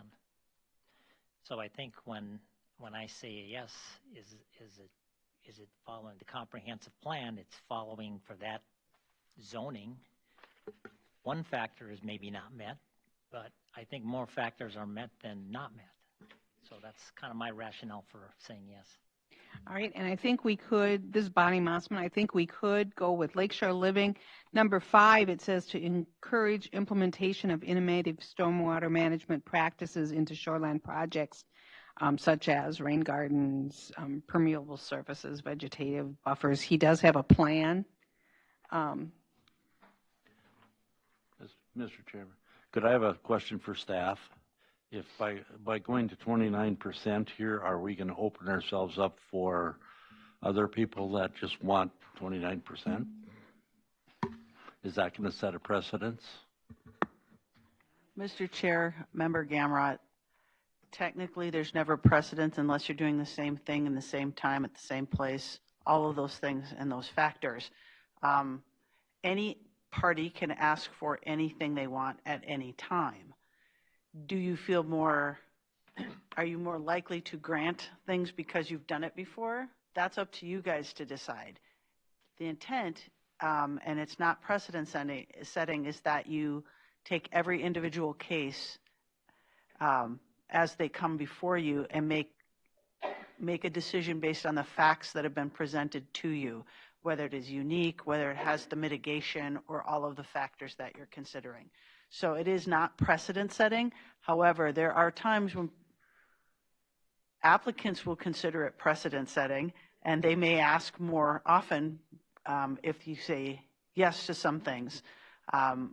We tell people to do not assume that your property is the same as someone else's, but that it's not technically a precedent-setting situation. That's not how, these are all one at a time and individual. Mr. Chair, however, I will disagree with that a little bit. That was in the back of my mind when we approved that one with the animal units. So they're coming in, they're asking for 9.9, whatever they were, with that amount of property, and the rules say 3. So now if I was an applicant and wanted to come in, I'd use that as an example. Well, there's a big difference I would see, because animal units in a agriculture area are different than a lakeshore area that we're trying to protect a lake. Right. And in this animal thing would be totally different because there's no lake there to protect. I'm just using that as an example Yeah. about setting precedent. I'm concerned about setting precedent. That's where I'm coming from. That's all I want to say. Yeah. Okay. Press on. Moving on to number 4. Yes for number 3, by the way. Number 4, the property owner proposes to use the property in a reasonable manner. Yes or no? Mr. Chairman, I'm going to say no due to the impervious cover, and number 4 in the lakeshore living policies to address wastewater treatment and water quality problems through the county water plan. He's in violation, the proposal is in violation of 2 of those. All right, no from Rob. Jill? I'm going to say that yes, I think that it is a reasonable manner to have extra garage stalls. I don't think it's unreasonable to want to add additional garage stalls to a home. So I'm going to say yes. Okay. George? Yes. Dave? I'll say no. I think that we're adding 5% more water to be shed off the building part. And also in the past there has been showing that it was 24-point-some% and it went to 25 point, which is over the maximum before. And going to 29.4 is just too much over. I mean, we have to protect our lakes, and maybe this building or this space should be built someplace else. I'm a yes. Bonnie? I'm a yes. Rob was a no, and Ken? Yes. A yes for number 4. Number 5, the plight of the landowner is due to circumstances unique to the property, not created by the landowner. Yes or no? Mr. Chair, Jill DeLong, I'm going to say no. It actually is due to the landowner. They already have garage space on that property. It sounds like they built the home originally in its location with its current garage size. So I believe it is due to the landowner, so I'm going to say no. George? Yes. Dave? No. I'm a yes. Bonnie? Yes. Rob? No. And Ken? Yes. Yes for number 5. Number 6, the variance, if granted, maintains the essential character of the locality. Yes or no?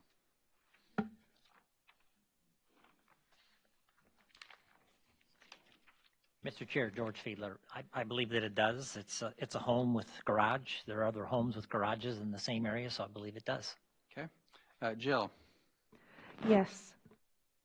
Dave? I'm going to say no because it's going way over the impervious lot coverage that we set as a goal for everyone. I'm a yes. Bonnie? Yes. Rob? No. Ken? Yes. Yes for number 6.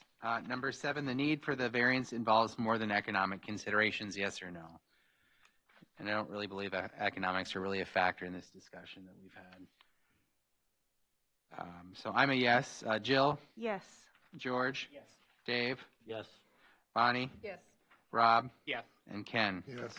All answers being in the affirmative, I'm looking for a motion to approve this variance request.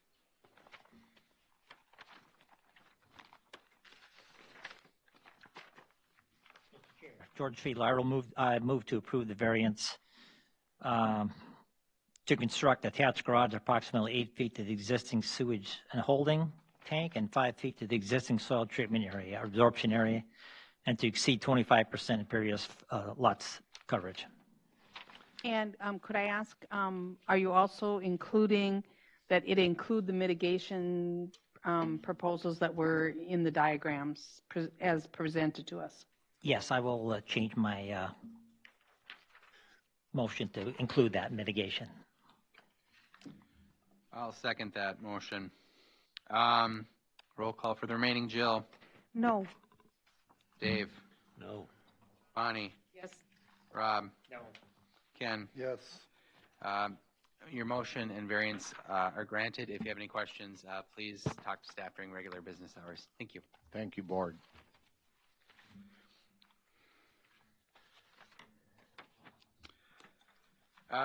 Number 5 before us, to consider the request from Lawrence and Carol Hinnenkamp, Melrose, Minnesota, from Section 9.9.9A of Stearns County Land Use and Zoning Ordinance 439 to construct a residential dwelling less than 30 feet from a rear property line.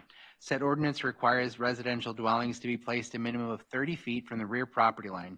Affected property 1.17A of north 300 feet of the northeast quarter of southeast quarter, section 15, Melrose Township, property address 41473, County Road 13 in Melrose, Minnesota. And then if I can get your names and addresses for the public record, please. Hinnenkamp, 41439, County Road 13, Melrose. Larry Hinnenkamp, 41439, County Road 13, Melrose. Thank you very much. And then staff to your report. Thank you, Mr. Chair. Let's start out with members of the board that have had a chance to visit the site. Thank you.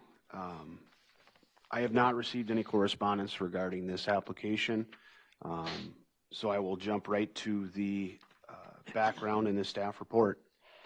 The applicants own a meets and bounds tract in Melrose Township. The tract contains approximately 1.17 acres. The property is in the A40 zoning district. A variance was granted in 1974 to split the 1.17 acre property off the existing farmstead. At the time, a 5 acre parcel was the minimum size. Previous dwelling was removed in 2017.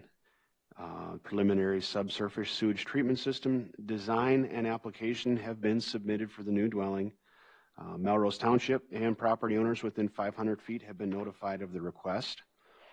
As staked, the proposed dwelling is 107 feet from the center line of County Road 13 and 20 feet from the rear lot line.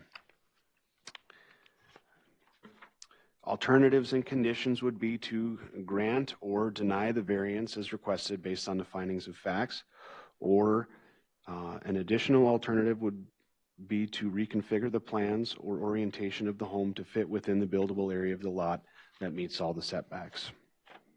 And that is all I have. All right, applicants, if you wish to address the board about any of this, feel free, please. Yeah, it's the reason we asked for the variance is because of parking space. We both have pretty big families. And when my folks were there, when everybody was there, the last four that come always had to back out on County Road 13. And I can't make the parking area bigger to the north because that's a waterway. And I can make it bigger to the south. And if I get the variance, I can make it work. And then we can set the garage at a 25-degree angle because the lot slopes to the north. And on County Road 13, you go north or south, and you can only see the cars coming within a quarter mile because they come up a little hill. And that's why we're here. It's a very busy road. Board members, questions, comments for staff or the applicant? Mr. Chair, Jill DeLong, question for the applicant or staff. What kind of building is that just on the other side of the property line? Is that the old garage that was taken down? There was a garage there. We tore that down. If that's the one you're talking about? Yes, thank you.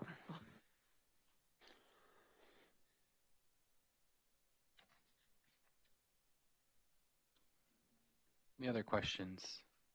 Mr. Chairman, I have a question for staff. What's the setback from the center line off of County Road 13. Mr. Chair, Member Schwagel, the setback is 100 feet.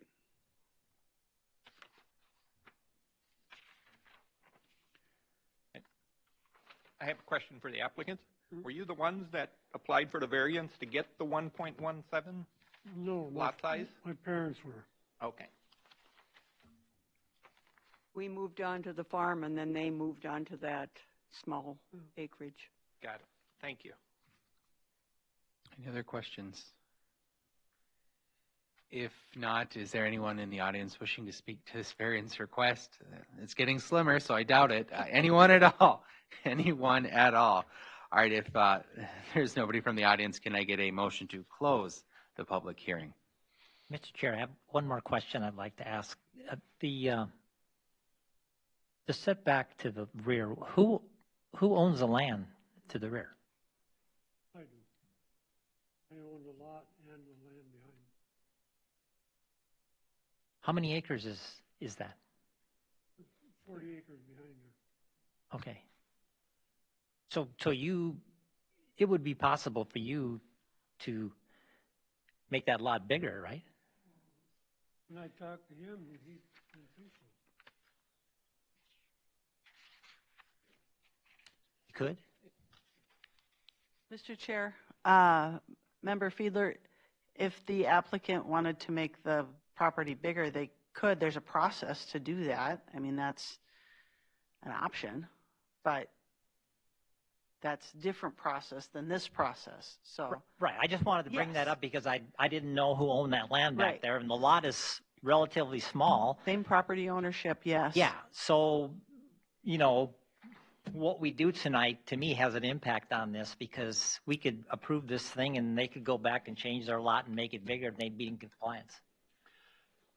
Mr. Chair, Member Fiedler, I would like to clarify that the property that you see on this map, or the structures you see on this map, the structure that is on the left side of the map is for cattle, and there are cattle in that structure. They have a registered feedlot that is operating on that property, and they do have cattle in that structure. So to move the property line would be to encroach upon that and would create a nonconformity there, as they have to be so far away from that structure as well. So it's not impossible, but it is a process.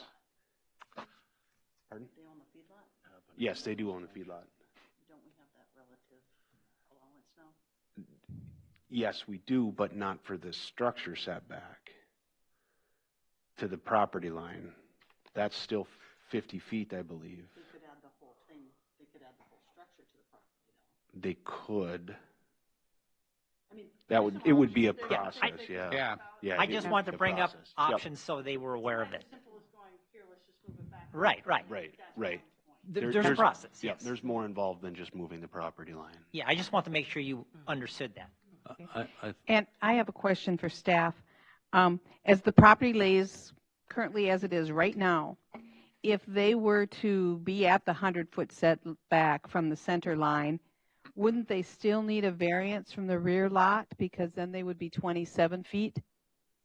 That's correct. So regardless of whether they move it back or not, they need a variance as the land sits right now. Mr. Chair, Member Mossman, as the land sits with the design that they have for the house, yes, that's Okay, they thank would you. still need a variance. Going back to requesting a motion for closing the public hearing. Mr. Chair, I'll move to close the public hearing. Motion to close, second. I'll second. Motion and second appearing before the board. All those in favor? Aye. Opposed, same sign, motion carries. Now moving to our finding of facts. Number one, the proposed use is allowed in the zoning districts in which the subject property is located, yes or no? Mr. Chair, Jill DeLong, it's a A40 zoning district, and building a home, a residential home, is allowed in an A40 zoning district. All right, George? Yes. Dave? Yes. I'm a yes. Bonnie? Yes. Rob? Yes. Ken? Yes. Yes for number one. Number two, the variance will be in harmony with the general purposes and intent of the official controls, yes or no? Mr. Chair, Jill DeLong. I believe that the general purpose and intent of the official controls is to ensure that there's not too much clustering of buildings and housing, especially in a large agricultural area. I believe that because this 1.17 acre lot was split off 40, almost 50 years ago, it does limit their possibilities, but they are still close. I feel like, yes, it is in harmony with the general purposes. George? Yes. Dave? Yes. I'm a yes. Bonnie? Yes. Rob? Yes. Ken? Yes. Yes for number 2. Number 3, the variance will be consistent with the comprehensive plan, yes or no?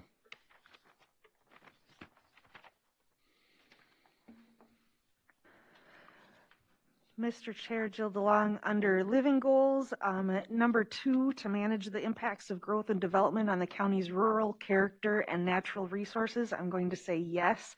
They are replacing a residential building that was there before, so it is managing the impacts on the county's rural character. All right, George? Yes. Dave? Yes. I'm a yes. Bonnie? Yes. Rob? Yes. Ken? Yes. Yes for number 3. Number 4, the property owner proposes to use the property in a reasonable manner, yes or no? I would say yes, because they're looking at the safety aspects of moving that house a little bit further back, adds to the safety on a very busy road as far as exiting and entering the property. So I'm going to say yes. All right, Jill? Yes. George? Yes. Dave? Yes. I'm a yes. Rob? Yes. And Ken? Yes. A yes for number 4. Number 5, the plight of the landowner is due to circumstances unique to the property, not created by the landowner, yes or no? Mr. Chairman, I'm going to say yes. That's the size of the lot they have to work with. It was made that small by a previous family. Okay. Jill? Yes. George? Yes. Dave? Yes. I'm a yes. Bonnie? Yes. And Ken? Yes. Yes for number 5. Number 6, the variance, if granted, maintains the essential character of the locality, yes or no?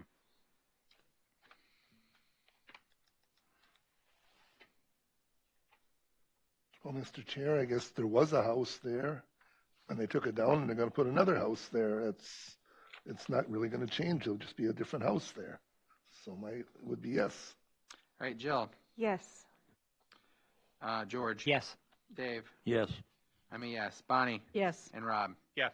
Yes for number 6. And number 7, the need for the variance involves more than economic considerations, yes or no?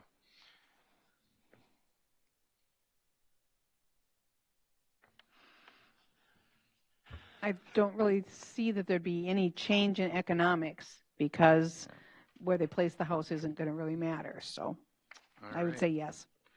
Jill? Yes. George? Yes. Dave? Yes. I'm a yes. Rob? Yes. And Ken? Yes. All answers for 1 through 7 being in the affirmative. I'm looking for a motion to grant the variance request. Mr. Chair, Jill DeLong, I move to approve a variance to construct a 2650 square foot residential dwelling 20 feet from the rear property line. We have a motion from Jill. Can I get a second? I'll second. Dave Cameron. A second from Dave. Remaining roll call. George? Yes. I'm a yes. Bonnie? Yes. Rob? Yes. And Ken? Yes. All right, your variance has been granted. If you have any questions, feel free to talk to the staff during regular business hours. Thank you.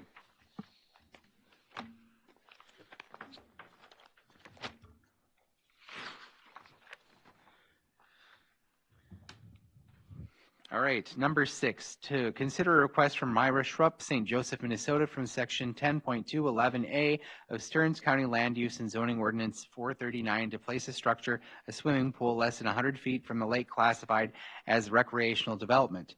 Said ordinance requires structures be placed a minimum of 100 feet from the ordinary high water level of a lake classified as a recreational development. Affected property 8.51A of Lot 001. Block 005 of Wildwood Park Addition, Section 18, and that is in St. Joseph Township. And the address of the property is 29710 Kipper Road in St. Joseph, Minnesota. And then if I can get your name and address for the public record, please. My name is Myra Schrupp, and I live at 29710 Kipper Road, St. Joseph, Minnesota. And then staff to your report. Thank you, Mr. Chair. Have all the members had a chance to visit the site by a show of hands? Okay. I do have two pieces of correspondence that came in. Mr. Chair, Member DeLong, you have a question? Yes, I just want to state on the record that I did speak with the applicant. She did give me a tour of the site and gave me a little bit of a history of the area where she wants to place the pool. Mr. Chair and staff, I also spoke with the applicant when I went around back of the house and looked at what we were considering, and she pointed out that the plan had been approved by an engineering division and that the retaining walls that are there now weren't going to be altered in any way. And then you as well, Dave, right? Yeah. Okay. I also. All right. The one time I forget to ask that part. So, Mr. Chair, I do have two items of correspondence that came in, and both are in opposition of the request, and I would like to read them out, short emails that came in. So this one states, please note I am opposed to a variance requested by Myra Schrupp that allows structures less than 100 feet from a lake. The 8.51 acres owned by the individual permits them to conform to the ordinance. The existence of a pool and the chlorine required to maintain gives me pause as to the safety of the lake water. The ordinance was enacted for good reason and has stood for decades. Signed, Jim Stotko, 12211 Carolyn Road, St. Joseph, Minnesota. The second one reads, I am against the variance request by Myra Schrupp to build a pool within 100 feet of a lake. I have concerns for the health of the lake. Also, fear if her request is granted, there might be more requests by owners and or county park to have structures, etc., within the 100-foot setback. This one is signed Mary Stodko, 12211 Carolyn Road, St. Joseph, Minnesota. So now I will move on to the background.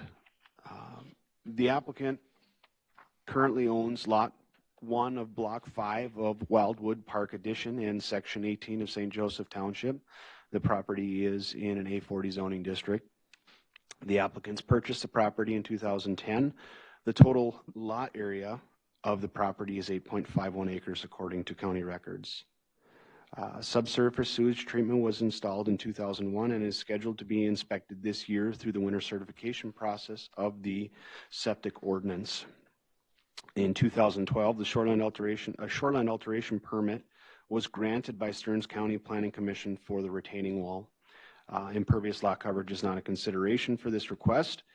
St. Joseph Township, Kramer Lake Association, the Minnesota Department of Natural Resources, and property owners within 500 feet have been notified of this request. And that is all I have. All right, applicant, do you wish to say anything to the board? Yes, I do. First of all, the house is a Frank Lloyd Wright designed house. It's kind of a secret gem in Stearns County.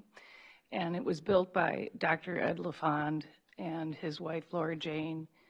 And we actually, there's an error in your, we bought it in 2001. So we've been there 21 years. I'm sorry, that might have been a typo. That's okay. So when we bought it from them, we promised them that we would take good care of this historic kind of unique property. And so the wall that it was falling towards the lake. So we had to build those retaining walls and have them designed by Kramer and DeLeo in order to keep the house up onto the hill, basically, because it was starting to fall towards the lake. So this particular site where there's a terrace there, it's very small. It's only 27 by 16. So this pool would only be 23 by 13. I think it's a very small pool, and I intend on doing a saltwater pool there. I tried to grow no-mow grass in this area, but it got burned out so fast. Even with a sprinkler system in there, I could not grow any grass in there, so it was all weedy. And I thought about putting in just a gravel like white gravel and make like a Zen garden or something in there. But then I started to think about how much herbicide I'd have to use to keep the everything else out of there. And it just seems to be like an ideal spot to just put a small pool in there. I hope to be a grandmother someday, would like to have a place for the kids to play. The lake is a muck bottom lake, and the shoreline, I think there's one photo where you can see my shoreline. We have 600 feet of shoreline, and there's only like maybe 10 feet where you can actually get in the water due to all the reeds and everything. It's very difficult to maintain that shoreline, and I don't really want to upset it any more than we have, you know.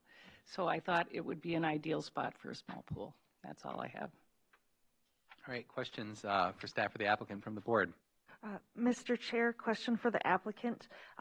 When I was there, you described how you were planning on draining the pool, and you mentioned I think 4 sets of drainage. Could you describe that for the board, please? Sure. So we have a new septic tank in 2001 when we moved in, and Ed LaFond overbuilt the drain fields, which are to the west of the house. The drain fields run quite a ways away, and they actually, there's 4 drain fields that we can regulate where the septic goes to through a valve system. So we switch it out like every year so that each drain field gets used regularly, but not overused. So it's so overbuilt that if we wanted to drain the pool through the septic and into the drain field, we could easily do that. Could you indicate on this picture here, it looks like we've got a picture here of kind of the aerial view, where those drain fields are? Way up to the west of the house, which would be to your left, you can see a couple small trees out there. Well, the drain fields are even farther that way. So there's like another 300 feet or 200 feet from those trees to the neighbor's house, and the drain fields, all 4 of them run like that. You know, so if you could imagine lines going west from there. And the septic is kind of right, see that lower patio with the tile, the orange tile? The tank is just to the left, right about where her cursor is, and then the fields drain off to the west, yep.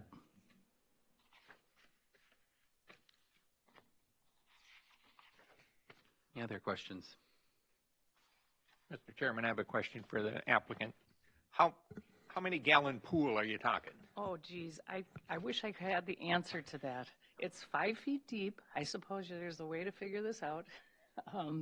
By 23 feet long by 13 feet wide. So. And you had mentioned something about a saltwater pool. Yeah, because I'm not a big fan of chemicals, and there's a way to treat it with salt water more than chlorine, and that will prevent it from being over-chlorinated. I just don't want to have a lot of chlorine in there. The saltwater pools are becoming much more popular, and they're just much more natural. Okay, Mr. Chair, I have one with dealing with pools. Now, is your plan to have any kind of fence or cover? Because with pools, if I remember, we have to require one or the other. Yeah, they're very dangerous to young people.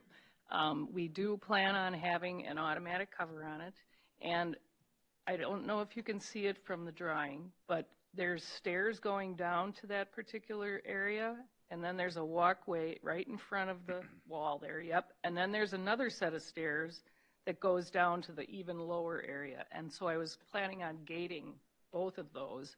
When you stand on the outside of that wall, you can't reach the top of the wall, so nobody's going to be able to hop over that. So the stairs, you can see the stairs a little bit right there, and then they go down on the other side of that wall. I'm just asking, we don't get many pools, but when we have, this always comes up. Yes, and it would have one of those protected covers on it that... Those, if I remember, they're set to retain 200 or 300 pounds. Right. And they have a lock, you know, you have to use a key to open and close it. I have a question, another question for the applicant. The engineer that's doing the work for you, did the work for you, and maybe not his expertise or her expertise, but will your drain fields be capable of draining that pool? Yes, they will. Or will that be something that the county could address when they do the next inspection? Well, yes, I did speak with Tim Haig and Fiedlers, and they're coming out to do that inspection, and we can have them certify that if that's something you'd like. Okay. Mr. Chair, members of the board, I do have an answer for the gallons, roughly 9,700 gallons, based on the dimensions provided. Any other questions? I got a kiddie pulling back. Does that count? Like a little plastic one for the dog? Any other questions? Anyone in the audience? Probably not, but anyone in the audience? All right. There appearing to be nobody in the audience wishing to speak to this variance request. Can I get a motion to close the public hearing? Dave Gamrod, I'll make a motion to close the public hearing. Motion. Can I get a second? Jill DeLong, I'll second. Motion and second being presented to the board for a closure of the public hearing. All those in favor say aye. Aye.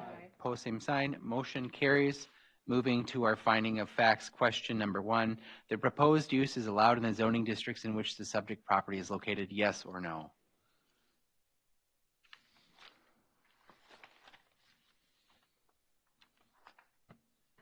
Mr. Chair, the property is zoned A40 and a swimming pool is allowed in an A40 zoning district. All right, George. Yes. Dave. Yes. I'm a yes. Bonnie. Yes. Rob. Yes. Ken. Yes for number 1. Number 2, the variance will be in harmony with the general purposes and intents of the official controls, yes or no?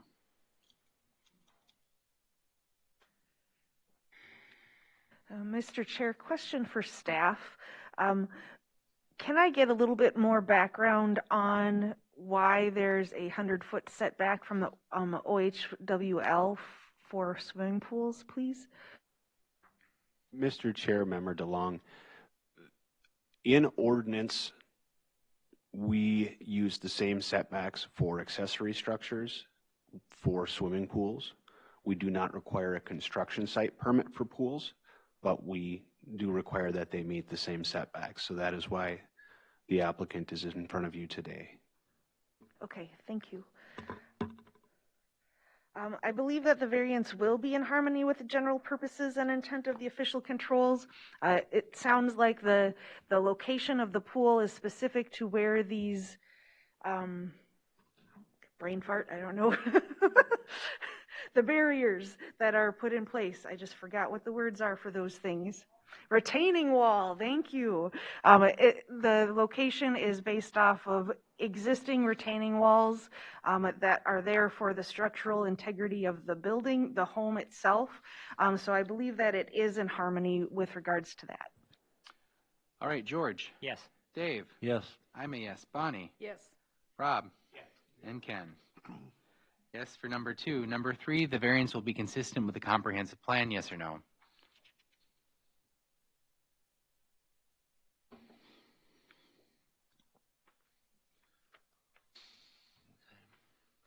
Well, I believe under living goals, number 3, to support housing options that give people of all life stages and economic means the viable choices of safe, stable, and affordable homes. I think this gives, some variety to a different type of home setting. Plus, I don't believe there will be much ground, really earth changed. There won't be any, digging up or anything outside of those retaining walls. If it is, it'd be very, very minimal. So I think there wouldn't be much of a disturbance of putting this pool into an existing space, as Jill had said. So I would say yes. All right, Jill. Yes. George. Yes. Dave. Yes. I'm a yes. Rob. Yes. Ken. Yes for number 3.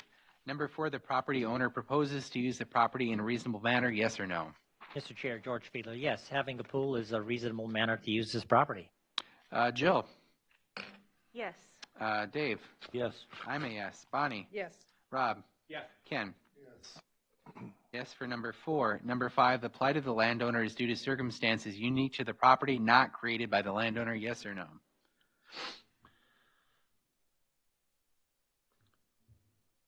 Mr. Chair, Jill DeLong, as the applicant stated, that portion of the yard is southern facing. It gets a lot of sun. It's a small part of the ground that's required with those retaining walls. I believe that it is due to circumstances unique to the property, not created by the landowner. All right, George. Yes. Dave. Yes. I'm a yes. Bonnie. Yes. Rob. Yes. And Ken. Yes. Yes for number 5. Number 6, the variance if granted maintains the essential character of the locality. Yes or no? Mr. Chair, George Fiedler, yes, it does maintain the essential character. It's a pool, it's a residential home. I think it does. All right, Jill. Yes. Dave. Yes. I'm a yes. Bonnie. Yes. Rob. Yes. And Ken. Yes. Yes for number 6. And number 7, the need for the variance involves more than economic considerations. Yes or no?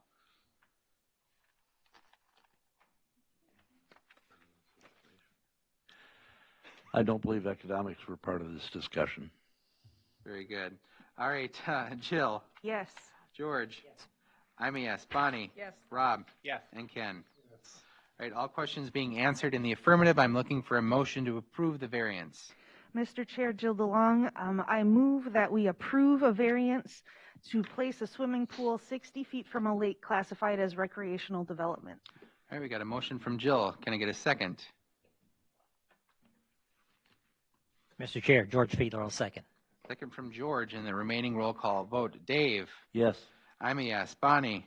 Yes. Rob. Yes. And Ken. Yes. All right, your variance has been granted. If you have any questions, please contact staff during regular business hours. Thank you.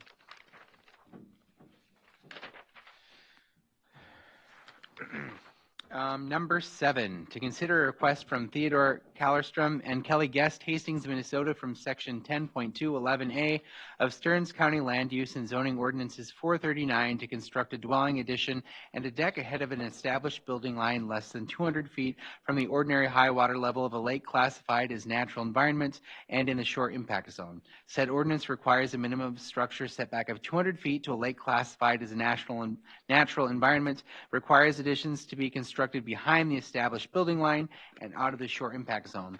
Affected property, lots 4 and 5 of Loudenbach's addition, Section 5, Linden Township, and the property address is 597 Emmett Road, Clearwater, Minnesota. And then if I can get your name and address for the public record, please. Lord Carl Kallestrom, and my address is 597 Emmett Road, Clearwater, Minnesota, 55320. And I'm Kelly Guest. My address is 597 Emmett Road, Clearwater, Minnesota. Thank you. And staff, to your report. Thank you, Mr. Chair. I would like to ask of the board members who has had a chance to visit the site, and was there any correspondence with the applicants at that time? Jill DeLong, I did speak with Ms. Guest, and she did give me a tour of the property, described some of her desires in allowing the land to grow over and to have some no-mow areas due to the steepness of the area. And I think that was mostly what she talked about. Dave Gamrod also had communication with the applicant. Thank you.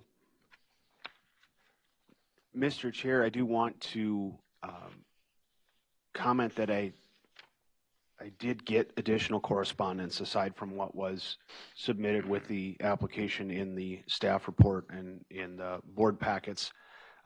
And it's a lengthy email, but it is in support of the variance request. So I will spare the board from reading it, but it is in The record then? It will be submitted to the record. Additionally, I have a letter from an engineer stating that the foundation is suitable for a second-story addition. That was in the staff report stating that we were waiting on that. We do have that. And then I did get some response to the SWCD mitigation suggestions that are in the file, and we can read through those when we get to that portion of the staff report. So without further ado, I will go into the background of the application. The applicants currently own Lot 4 and 5 of Loudenbach's addition. The property is R1 zoning district, and the applicants purchased the property in 2019. In 1966, the original 24 by 30 and 8 by 34, 24 by 30 dwelling and 8 by 34 deck were constructed per the owner. I didn't find any evidence from the assessor that said otherwise. So in 1976, a 14 by 24 addition and an 8 by 10 deck addition were permitted. Well, the 14 by 24 addition was permitted and the deck was built and wasn't listed on the permit. 1976, a variance was issued to place the 16 by 24 detached garage 5 feet from the road right-of-way. Construction site permit was issued and the detached garage was built approximately 15 feet from the right-of-way according to the recent survey. The existing subsurface sewage treatment system was inspected in 2019 and certified compliant. The proposed dwelling addition will move the established building line towards the lake for the adjacent property owners. However, the existing shoreland impact zone setback is more restrictive. So what that means is the building line doesn't have an effect on neighboring properties in this scenario. The property is in the shoreline overlay district of Long Lake, which is classified as natural environment. Long is not on the list of impaired waters. The current impervious lot coverage for the property is 9.5%. The proposed impervious lot coverage when the project is complete will be approximately 14.2%. Again, we addressed the structural engineer's report. Linden Township, Long and Crooked Lake Association, the Minnesota Department of Natural Resources, and property owners within 500 feet have been notified of this request. And if the variance is granted, we have provided mitigation options and recommendations from the Soil and Water Conservation District that we will address. In response, and this is correspondence that I received from the applicant recently, and Shelley, can we pull this one up?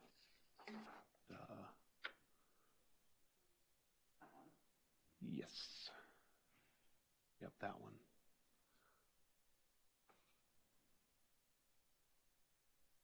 So per recommendations, as it states here, option 1 to restore and maintain a native plant buffer of 44 feet along the shoreline and 38 feet landward of the OHW. It looks like they're in cooperation with Minnesota Native Landscapes to create, plant and maintain a 1,672 square foot area referenced by the Soil and Water Conservation District recommendations. It looks like they're planning to add additional grading above the rain garden area in the same side of the property to assist in directing any drainage runoff not captured by gutters and drain tiles into that planted area. SWCD options number 2 and 3, existing no-mow buffer, no-mow native buffer 54 feet along the shoreline and 42 feet landward of the OHW. It is the opinion of Minnesota Native Landscapes that the existing no-mow buffer and the additional 40-foot reference in SWCD's option 3 are wild enough to provide sufficient protection for the lake. However, in an effort to add further protection to the lake, we will be concertedly and more efficiently directing runoff from the house gutters in this area. We will add a combination of the following plants in the 40 by 54 area mentioned by the SWCD in observation 2. And they've got listed bottlebrush sedge, fringe sedge, and jack in the pulpit. Note that the number of plants are to be determined because analysis of spacing from existing trees and one another is necessary. And then observation 4, to direct all roof water to buffer area on the east side of the property. The excavation and grading necessary to facilitate the remodel along the gutters and drain tiles to satisfy this recommendation. So that is the response to the recommendations from the Soil and Water Conservation District. And I believe that is all that I have for this one. All right, applicants, if you wish to address the board.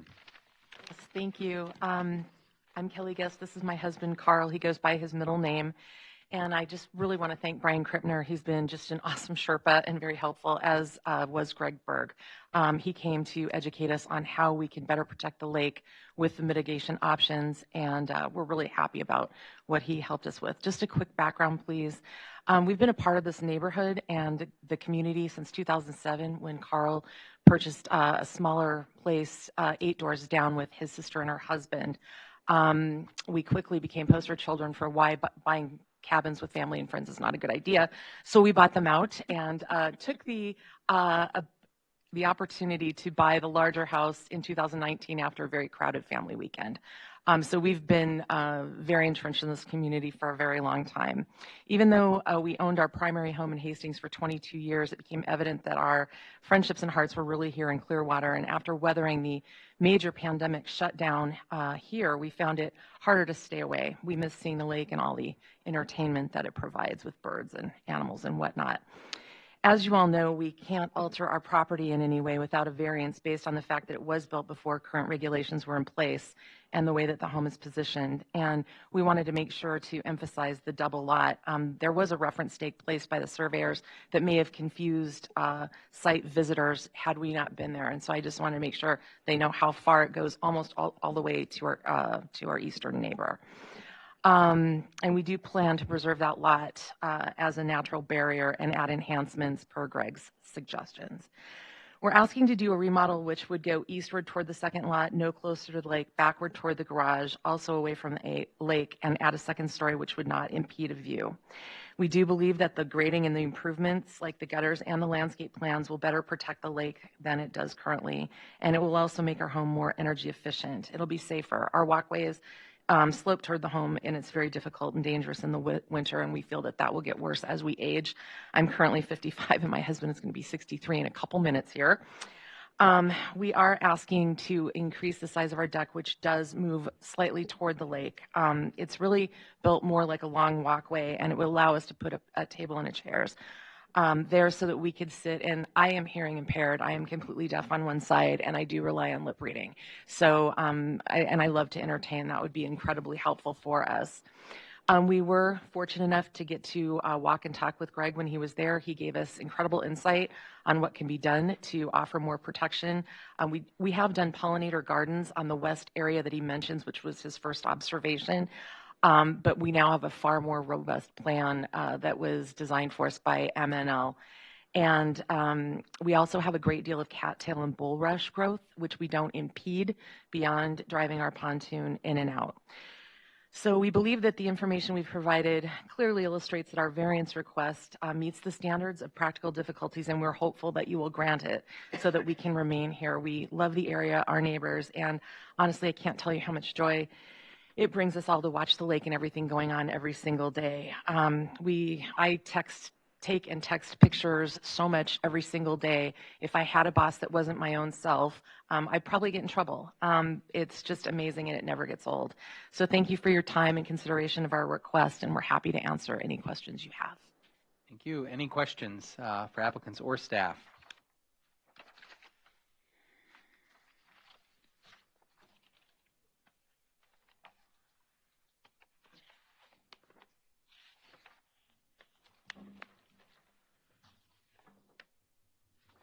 Mr. Chair, Jill DeLong, question for staff. So the shore impact zone, do we have a map that shows where, oh, thank you. Okay, never mind. I'll just look at that one. Someone was very fast on my question before I even asked.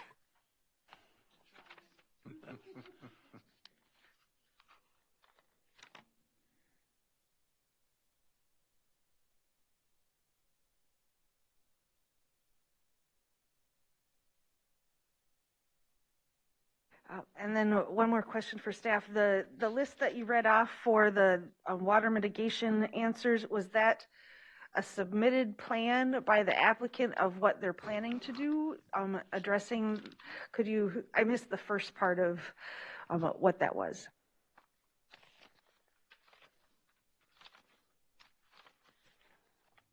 Mr. Chair, Member DeLong, The landscape plan that I listed off was provided by the applicant, and it appears to have been created in coordination between the applicant and Minnesota Native Landscapes.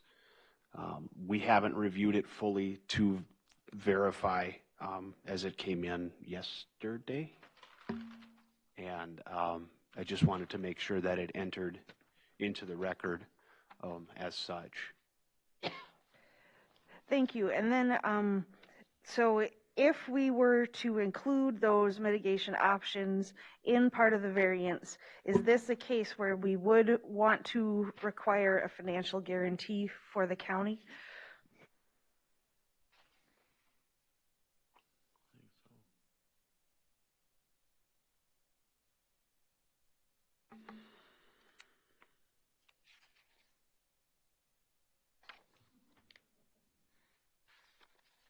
I think it is, but I'm not sure.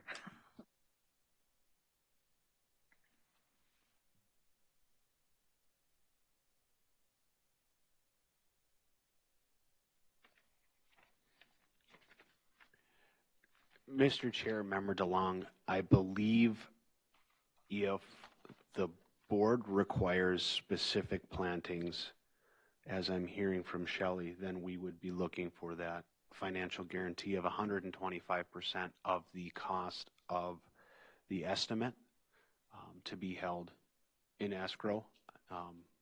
But I don't specifically know if we would do that with a submitted plan from the applicant. Shelley, your thoughts? Yeah, that's why my brain's working on it. We don't normally get them the other way around.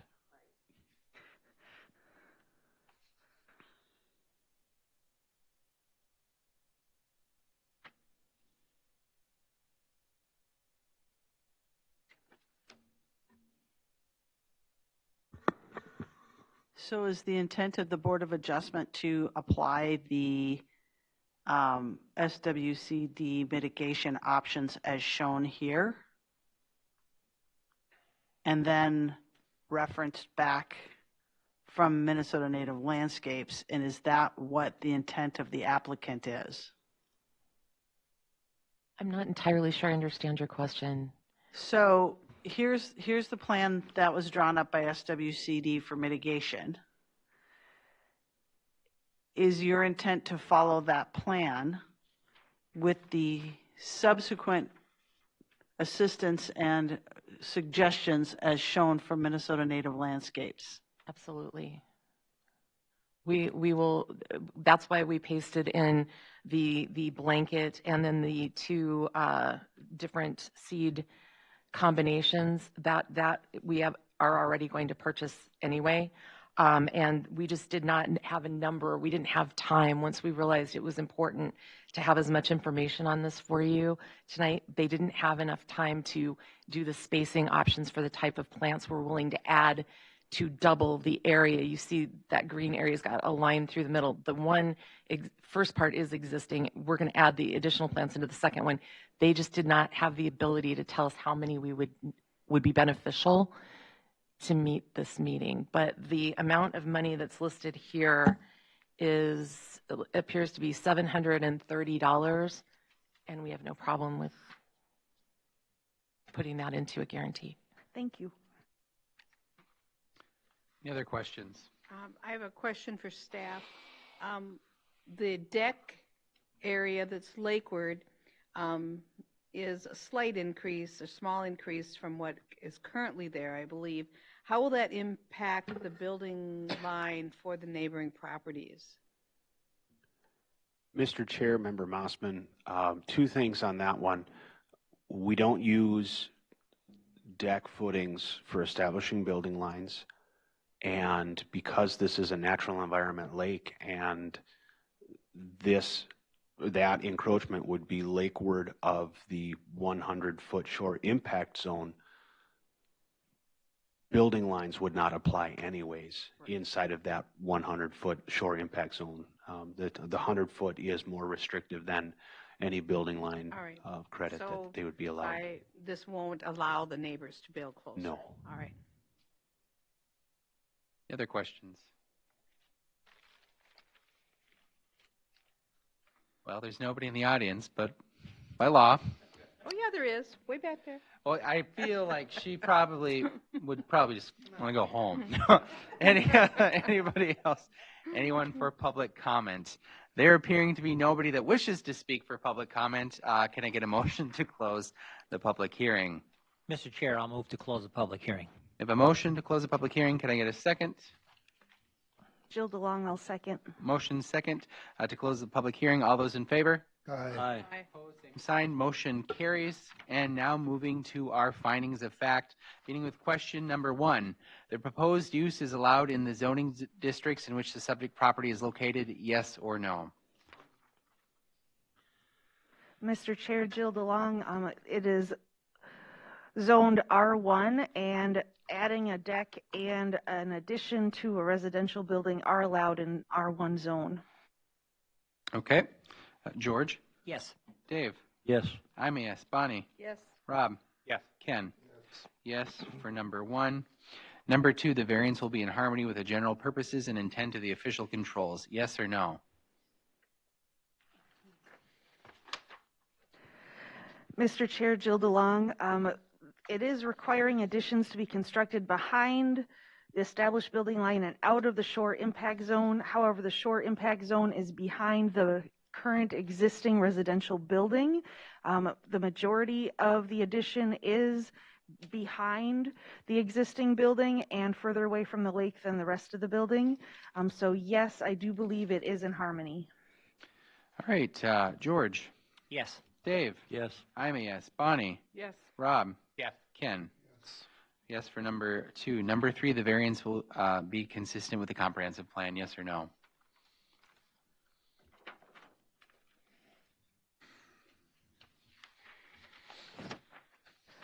Mr. Chair, Jill DeLong, under Lakeshore Living Policies, number 6, to expand mitigation requirements for projects requesting to vary from lake setbacks to preserve the riparian environment and reduce erosion to enhance the water quality. With the applicant's submitted native landscaping plan, they are making up for some of the lake setbacks that they aren't able to meet. So yes. George? Yes. Dave? Yes. I'm a yes. Bonnie? Yes. Rob? Yes. Ken? Yes. Yes for number 3. Number 4, the property owner proposes to use the property in a reasonable manner, yes or no?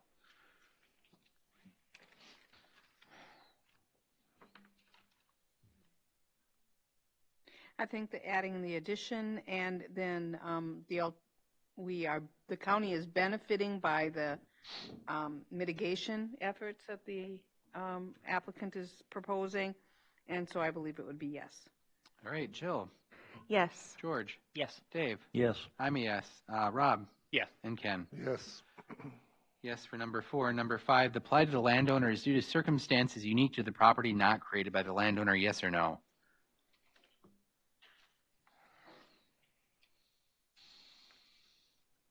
Well, I believe they purchased the house when it was in its current location, and so any additions, they're trying to, with the majority of the additions, stay behind the house or behind the lake's shore side. So I think it would be a yes. All right. Jill? Yes. George? Yes. Dave? Yes. I'm a yes. Rob? Yes. And Ken? Yes. Yes for number 5. Number 6, the variance, if granted, maintains the essential character of the locality, yes or no?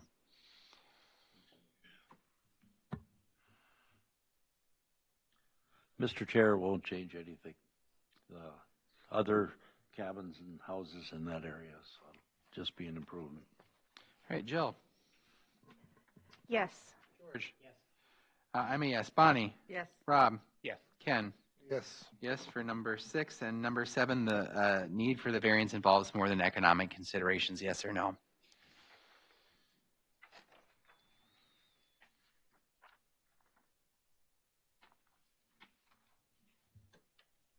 I don't believe economics will make a difference, would be applicable here.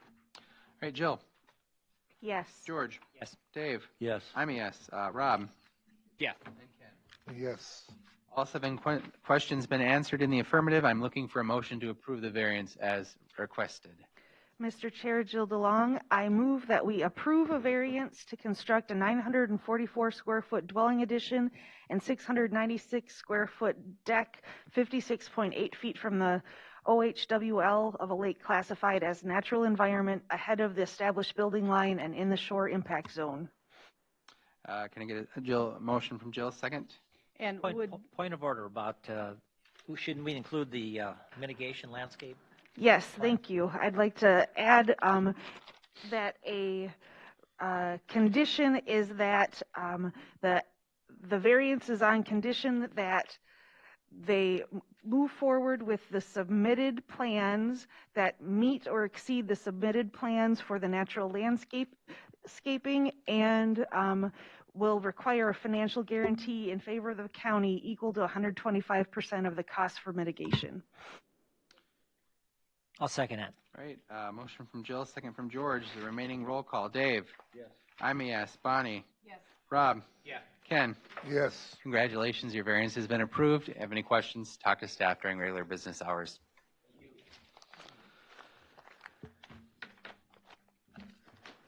Mr. Chair, just one item. I just wanted to say and let you know that Lori Loken, who is our secretary, it is her last meeting. She is retiring. And to say thank you for all of her work and service. Yeah, let's give her a round of applause. Well earned. Can't you stay a little longer? And next month's meeting, there were 8 applications, but it's looking like maybe 1 or 2 might be incomplete, so you're anywhere from 6 to 7 applications for next month. Anything else for the good of the order? I emailed you, George. No one else wants it, huh? Just me? I just see, I think Minnesota statute 394 point, I wrote it down, 27, which is the Board of Adjustment statute. Does anybody else want it specifically sent? Do you, 394.27. So that's the under planning and zoning under counties and the specific creation of Board of Adjustment.